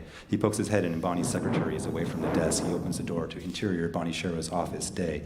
Bonnie Sherrow, 28, sits behind her desk reading a script. She's stylish, attractive, ambitious, worried about her job, but you only see confidence. She's afraid to show fear. Lunch, Griffin. I have to finish this in 10 minutes. I'll pick you up. I'll meet you. He leaves and goes back into interior studio all day. He comes to the end of the hall, the president's office. A door opens and he sees Levison, his boss, with a group of corporate officers. Levison frowns at Griffin and closes the door. Levison has 2 secretaries. The one we talk to is Celia. What's going on, Celia? Go back to work. Am I in or am I out? Griffin. Exterior, Burbank Studios, New York Street, day. Griffin walking through the New York Street, crosses in front of the courthouse. Writer number 5 is on the steps. So, make up your mind yet? About what? The story. I just pitched you the story. I didn't recognize you without my office. Writer number 5 kneels on the steps and says strangely, He used to be a big shot. Are you all right? He used to be a big shot. It's the last line of the Roaring Twenties. This studio, 1939. Cagney shot Bogart over there. Bogart's men shot Cagney over there. Cagney came stubbornly down the street and died here on this step. And then everyone rushes in, including his old girlfriend. And the cops say, who was he? And she just says, he used to be a big shot. This is a holy spot. They should put up a shrine. The company bought a cable network. This is where the officers are going. Figures. I'll get back to you. And Griffin turns away from the writer, out of sight, out of mind. End titles. Interior City Restaurant Day. Griffin walks in, heads turned subtly. Bonnie is already at a table with other people, agents, lawyers, Aaron Jastro, Ellen Alder, Steve Marcus, Ginny Clark. Young, focused. Griffin sits down, kisses Bonnie on the cheek. What do you hear about Larry Levy? Strictly minor league. Aaron says he's coming to the studio. So they say. And he's over there. Griffin sees him, Larry Levy, his age, with two other men. Levy looks like a contender. Levy's eyes brush Griffin's and betray the coming fight. He knows more than Griffin. You should have went to Columbia when you had the chance. Can we talk about something other than Hollywood? God, what would that be? Exterior City Restaurant Day. Bonnie is getting into her car, a BMW. Griffin is behind her. Griffin does not see a postcard stuck under his windshield wiper.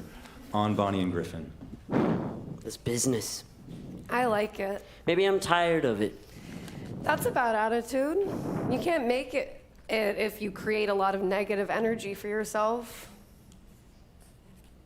See you tomorrow. She drives off. Griffin goes to his car. He gets in. From inside the car, he can read the postcard. We had a meeting. I told you my idea, and you said you'd get back to me. Well? He turns on the wiper, brings the card over to his side, and reaches out the window to pluck it off. He turns it over. Paris at night. He puts it in the glove compartment next to 5 other cards that say, You said you'd get back to me. Interior Griffin's office day. Close-up of another postcard, Palm Springs home of the stars, with little shots of Bob Hope's, Sinatra's, Liberace's, Dinah Shore's. Griffin turns the card over, written neatly. Still waiting. Griffin, 5 in 2 weeks. Please, Griffin, call studio security. Right, I'm supposed to call Walter Stuckle. What do I say? Walter, listen, Walter, my job's on the line, and some actress is sending me poison pen letters because I didn't give her a job she thinks I promised her. Walter, make me the object of curiosity and ridicule while things are already shaky for me. I think that would really help me get ahead at the studio. I think they're coming from a writer. Nah. A writer? Nah. The phone rings. Griffin Mill's office. One moment. Bonnie Shiro. Griffin nods. He'll take it. Just let him get off the line. Griffin gives her a thumbs up and goes into his office. Interior Griffin's office day. Griffin picks up the phone. While he's talking, he opens a desk drawer and empties a manila envelope, spilling 6 postcards. Bonnie? Did we have a date tonight? Griffin turns the postcards over one at a time. The first one. You said you'd get back to me. We did. The second postcard. Still waiting. I'm running late. The third postcard. Is it you or is it me? That's okay. Maybe you can come by later. Anyway, my lawyer wants to have dinner with me. The fourth and fifth postcards are the same. You said you'd get back to me. Griffin, are you there? I'm in the middle of a meeting. Let me get back to you. He hangs up. He puts the postcards back in the envelope. Exterior Spago, night. Griffin drives up in his Mercedes. The valet takes the car. Interior Spago, night. Everyone knows him. On his way to the maitre d', he glad hands 5 people. We just have to watch him. He's led to a table where Dick Mellon, 70, a tan silver fox, stands to shake hands with him. You look like shit, Griffin. No Perrier tonight? Have a martini. I'll have a headache for a week, and don't make fun of me when I order a salad. Oh, you wouldn't have lasted 5 minutes in the old days, Griffin. I was once at the Brown Derby with Bogey when the Duke came in. This was lunch. We didn't leave until 3 in the morning, and I got up and worked the next day. Griffin loves hearing these stories. What's going on with my job? Oh, you are such a stiff. What's going on with my job? What's going on with my job? You know Larry Levy? I know him. Am I in or am I out? Think of it as sharing. Why didn't Levison tell me himself? Oh, he will tomorrow at breakfast. I want to run Columbia. Oh, Griffin, you can't turn back the clock. Dick, something's going on. I've been getting these postcards. Who are they from? Well, I'm not sure exactly, but I think they're from... Who? Some actress. I promised her a job. She's a television actress, and she wanted to get in the movies. She's a little too pretty. Did you fuck her? Of course I fucked her. You gotta pay your debts. Now, in the old days, they made a lot of prison movies, and every time they needed a shot of all the wives and girlfriends who'd come to the big house for visiting day, all the producers would have their girlfriends in the shot. Fade out. Exterior Bel Air Hotel, day. Griffin gives his card to the valet. He walks over the bridge, looks at the swans. Interior Bel Air Hotel restaurant, day. Griffin and Levison at their table. Griffin is ordering from the waiter. Bran muffin? The same. They are awkward for a moment, silent. I will not work for Larry Levy. It's not official. I report to you. I'm not going through Levy. If I have to report to Levy, I quit. You can't quit. I won't let you quit. You have 1.5 years on your contract, and I will sue you for breach if you don't come every day. Why do you care? I like you. I need you. Levy was available, and I thought we could use him. Do you know him? I know him. He can make us all look good. So I'm not the flavor of the month anymore? Not for 1 year. And with the run of flops we've had, I should be history too, but here I am. If you want to quit, I'll give you a production deal. Maybe you'd like to be a salesman instead of a buyer. I'll stay. Interior, Griffin's office, day. Jan hands Griffin a souvenir packet of postcards folded and taped. Griffin opens the cards. The pictures dangle in front of Jan while Griffin reads the message to himself. Dear Griffin, I told you my idea. You said you wanted to think about it, and you said you'd get back to me. Read it. Read it. She grabs for it and he pulls it away with a big happy grin, teasing her, no sign of panic. It's from the actress. Let me finish it. My agent said that was a good sign, the part about getting back to me. Griffin. Shh. I've waited long enough. It's obvious you have no intention of making the movie. The phone rings. Griffin Mill's office. Oh, hi, Celia. He's in a meeting right now. He'll call back. In the name of all the writers in Hollywood who get pushed around by executives who know nothing more about movies than what did well last week and have no passion for the cinema, I'm going to kill you. Griffin is stunned. Jan hangs up. She turns to him and he composes a sly grin. Tell all. Now. Actresses. He opens the card again and pretends to read. Dear Griffin, listen, dude, I've just been having fun with you. Had you guessing, didn't I? Well, that's the truth. Let me make it up to you and take you out to dinner. I know how hard it is to cross over from TV to film, but I want to try, and I'm not holding you to any drunken promises. Love and kisses. And then he tortures Jan by folding the card and putting it in his pocket. Television. Is she a star? The phone rings. They stare each other down. Jan ignores the phone. Aren't you going to get that? What's her name? Come on, Jan.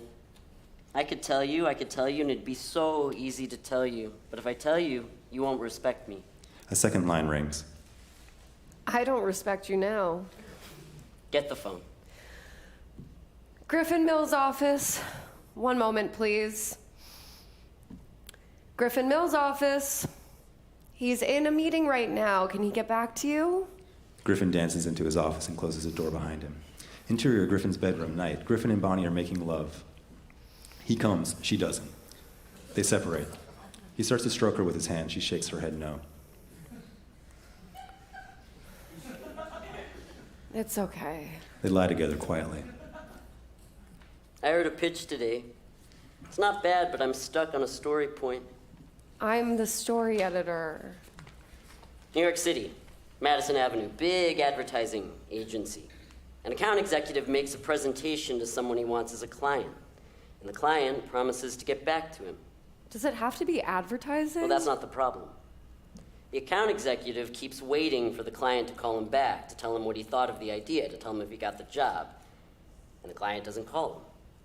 The account executive gets so pissed off, so frustrated, that he decides to drive the client crazy. What does he do? Wait. Here's the problem. How long do you think the account executive needs to stew before he sends a postcard threatening to kill the client? Does it have to be advertising? How long?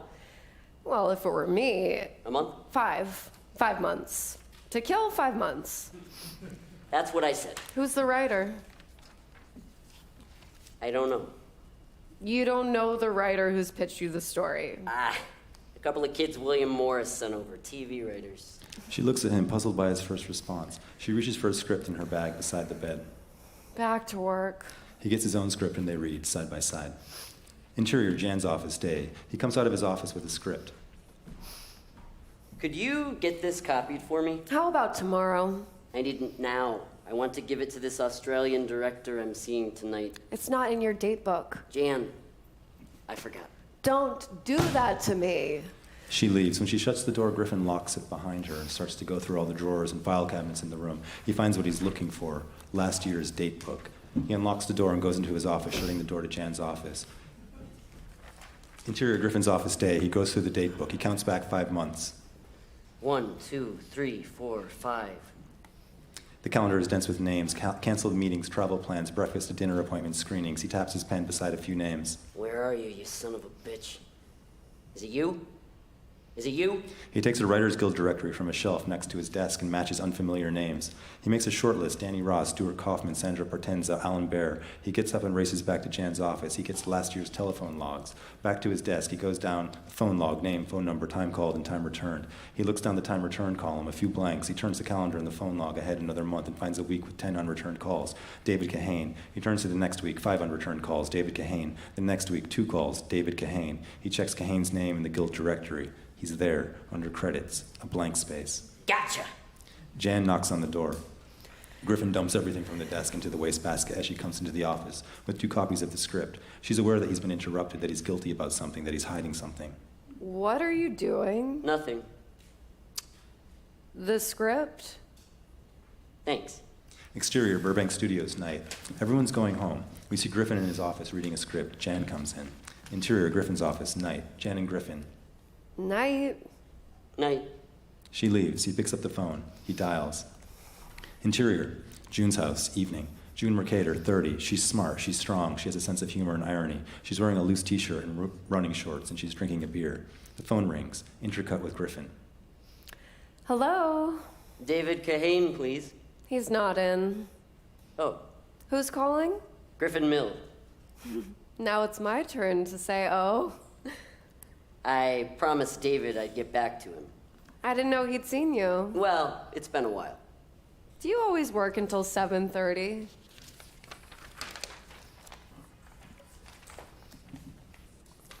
Sometimes until 10. How late does David work? I don't think I should give away trade secrets. He'd kill me if I told you that. Is he the violent type? Well, you know, he's a writer. He gets drunk before dinner and throws empty vodka bottles at my head. Griffin likes her. Something between them is already sparking. And who are you? My name is June Mercator. You in the business? Babysitting writers? No. I'm an art director for Wells Fargo. That's show business, isn't it? Pay stubs of interest rate brochures is show business. You have to make the public happy. I have to make my bosses happy. Will David be back soon? He went to the movies. You don't go? They're all the same. If they don't end in a chase, they end with a contest, and if they don't end with a contest, they end with revenge. What about love stories? Someone gets hurt. What about comedies?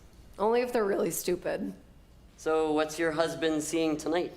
My boyfriend is seeing The Bicycle Thief. Ah. And why didn't you go? I've seen it 3 times. Is it that good?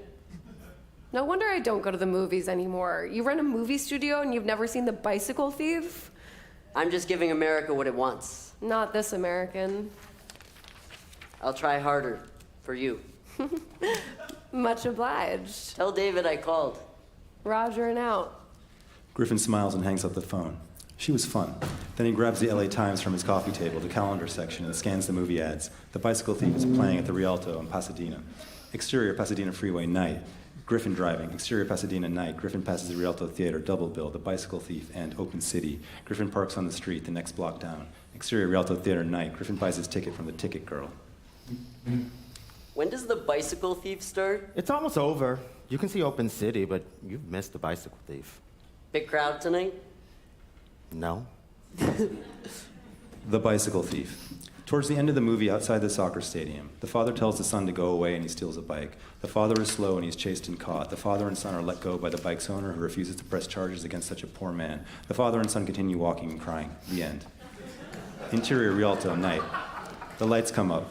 Griffin is in the back row, a few seats in from the aisle. A small crowd of slightly depressed film lovers dressed in dark clothes, 10 people.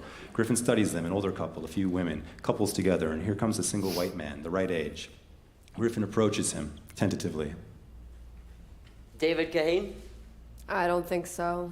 He passes, and then behind him we see David Kahane, 32, wire-framed glasses, plaid shirt, dark straight hair. He's scowling. Griffin falls in behind him. Interior Rialto lobby, night. Kahane goes into the bathroom.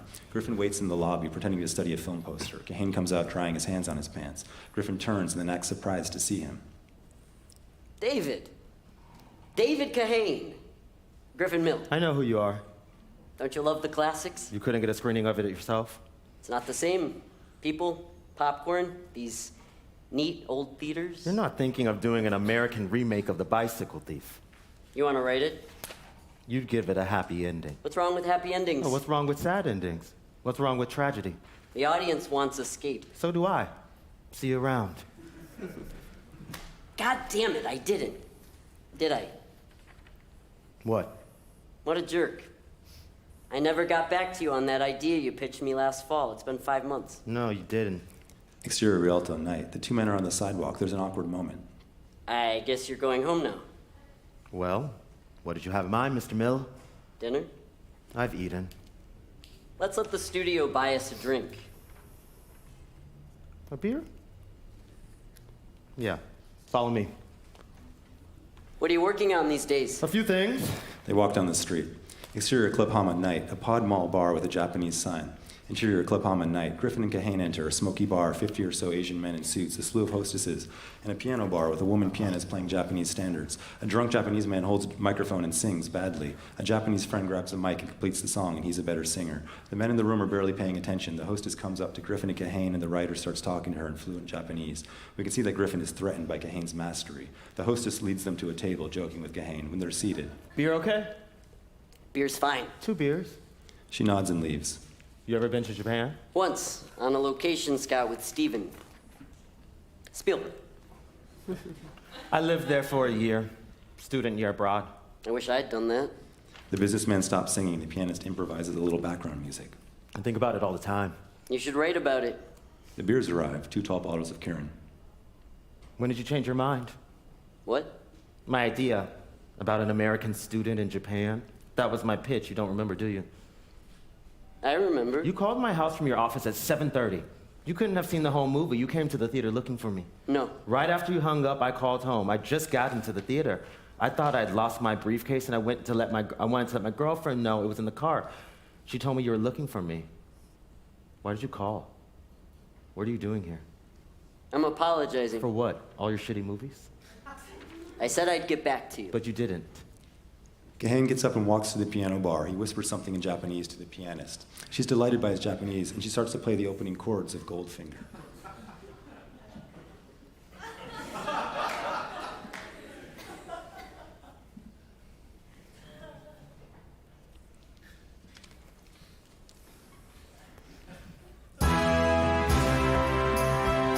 Everyone in the club stops talking and listens. At one point, Kahane faces Griffin and sings to him, showing off. Griffin can't look him in the eyes.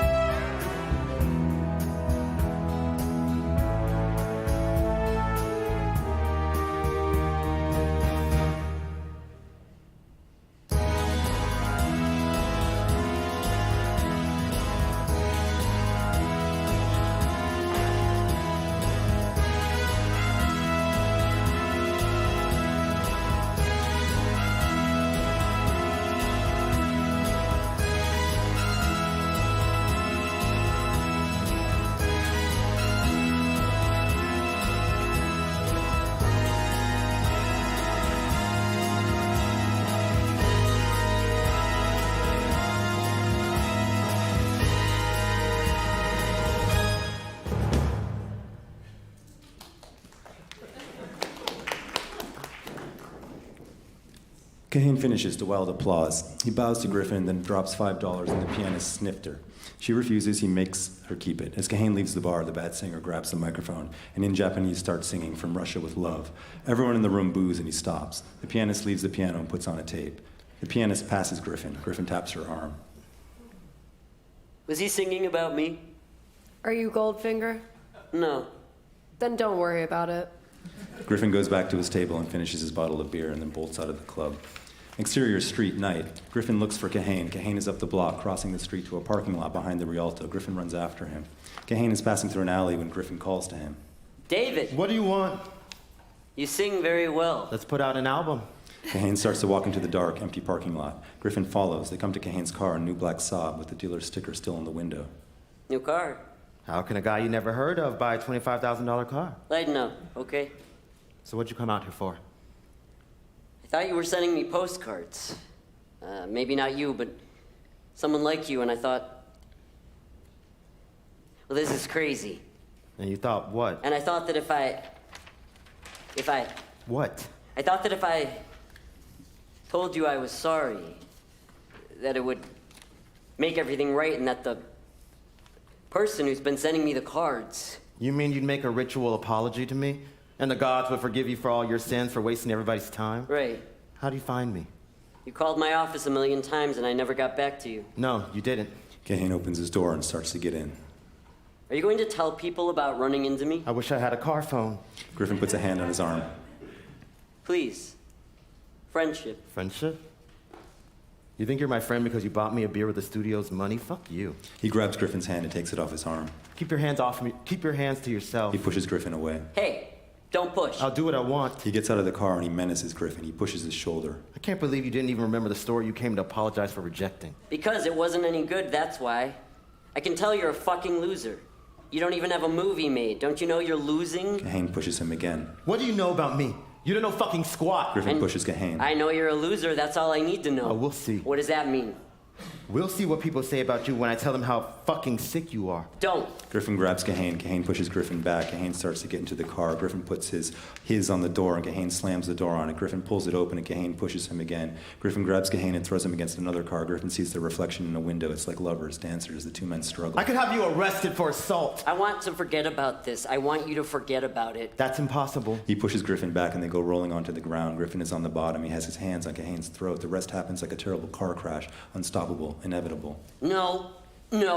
You're not going to tell. You're not going to tell. Yes, You're not going to tell. You're not going to tell. Kahane resists. Griffin loses his grip, goes for him again. He rolls with Kahane onto Kahane's chest, and he keeps on choking him. Keep it to yourself, goddammit. Keep it to yourself. Fuck you. Their eyes lock. Griffin can't stop himself. He's killed Kahane. He gets off the body. The exhaustion is almost sexual. He looks around. No one has seen the killing. He grabs Kahane's wallet and takes off his watch, then rolls the body under the Saab. He crouches below window level of the cars in the lot, finally comes up a few rows away, stays in the shadows until he reaches the sidewalk. Exterior freeway night. Griffin driving. He throws Kahane's watch onto the road where it shatters. Exterior gas station night. He pulls into a gas station, drives by a dumpster. He looks through Kahane's wallet and sees a picture of a thoughtful, pretty woman, June Mercator. Then he throws the wallet away. Exterior Beverly Glen night. Griffin driving up cool Beverly Glen up a side road to his house. Exterior Griffin's house night. Griffin pulls into the driveway. Interior Griffin's bathroom night.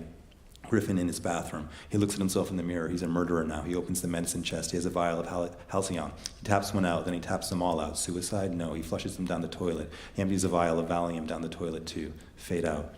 Exterior Griffin's house morning. Griffin goes outside for the paper. He opens the paper, and out drops a postcard, unstamped, hand-delivered. Hawaii. The message. Griffin, when will you get back to me?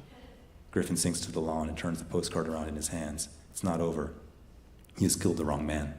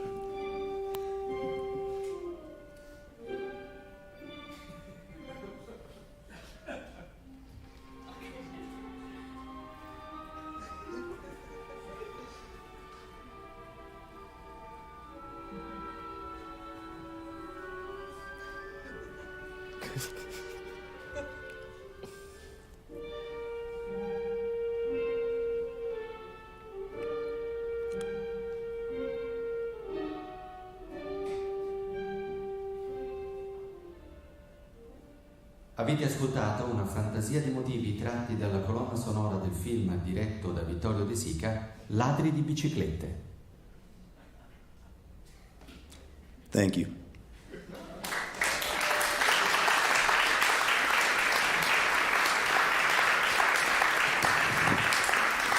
Thank you. It was fun. No bows, right? I'll see y'all downstairs. Just bond me for this.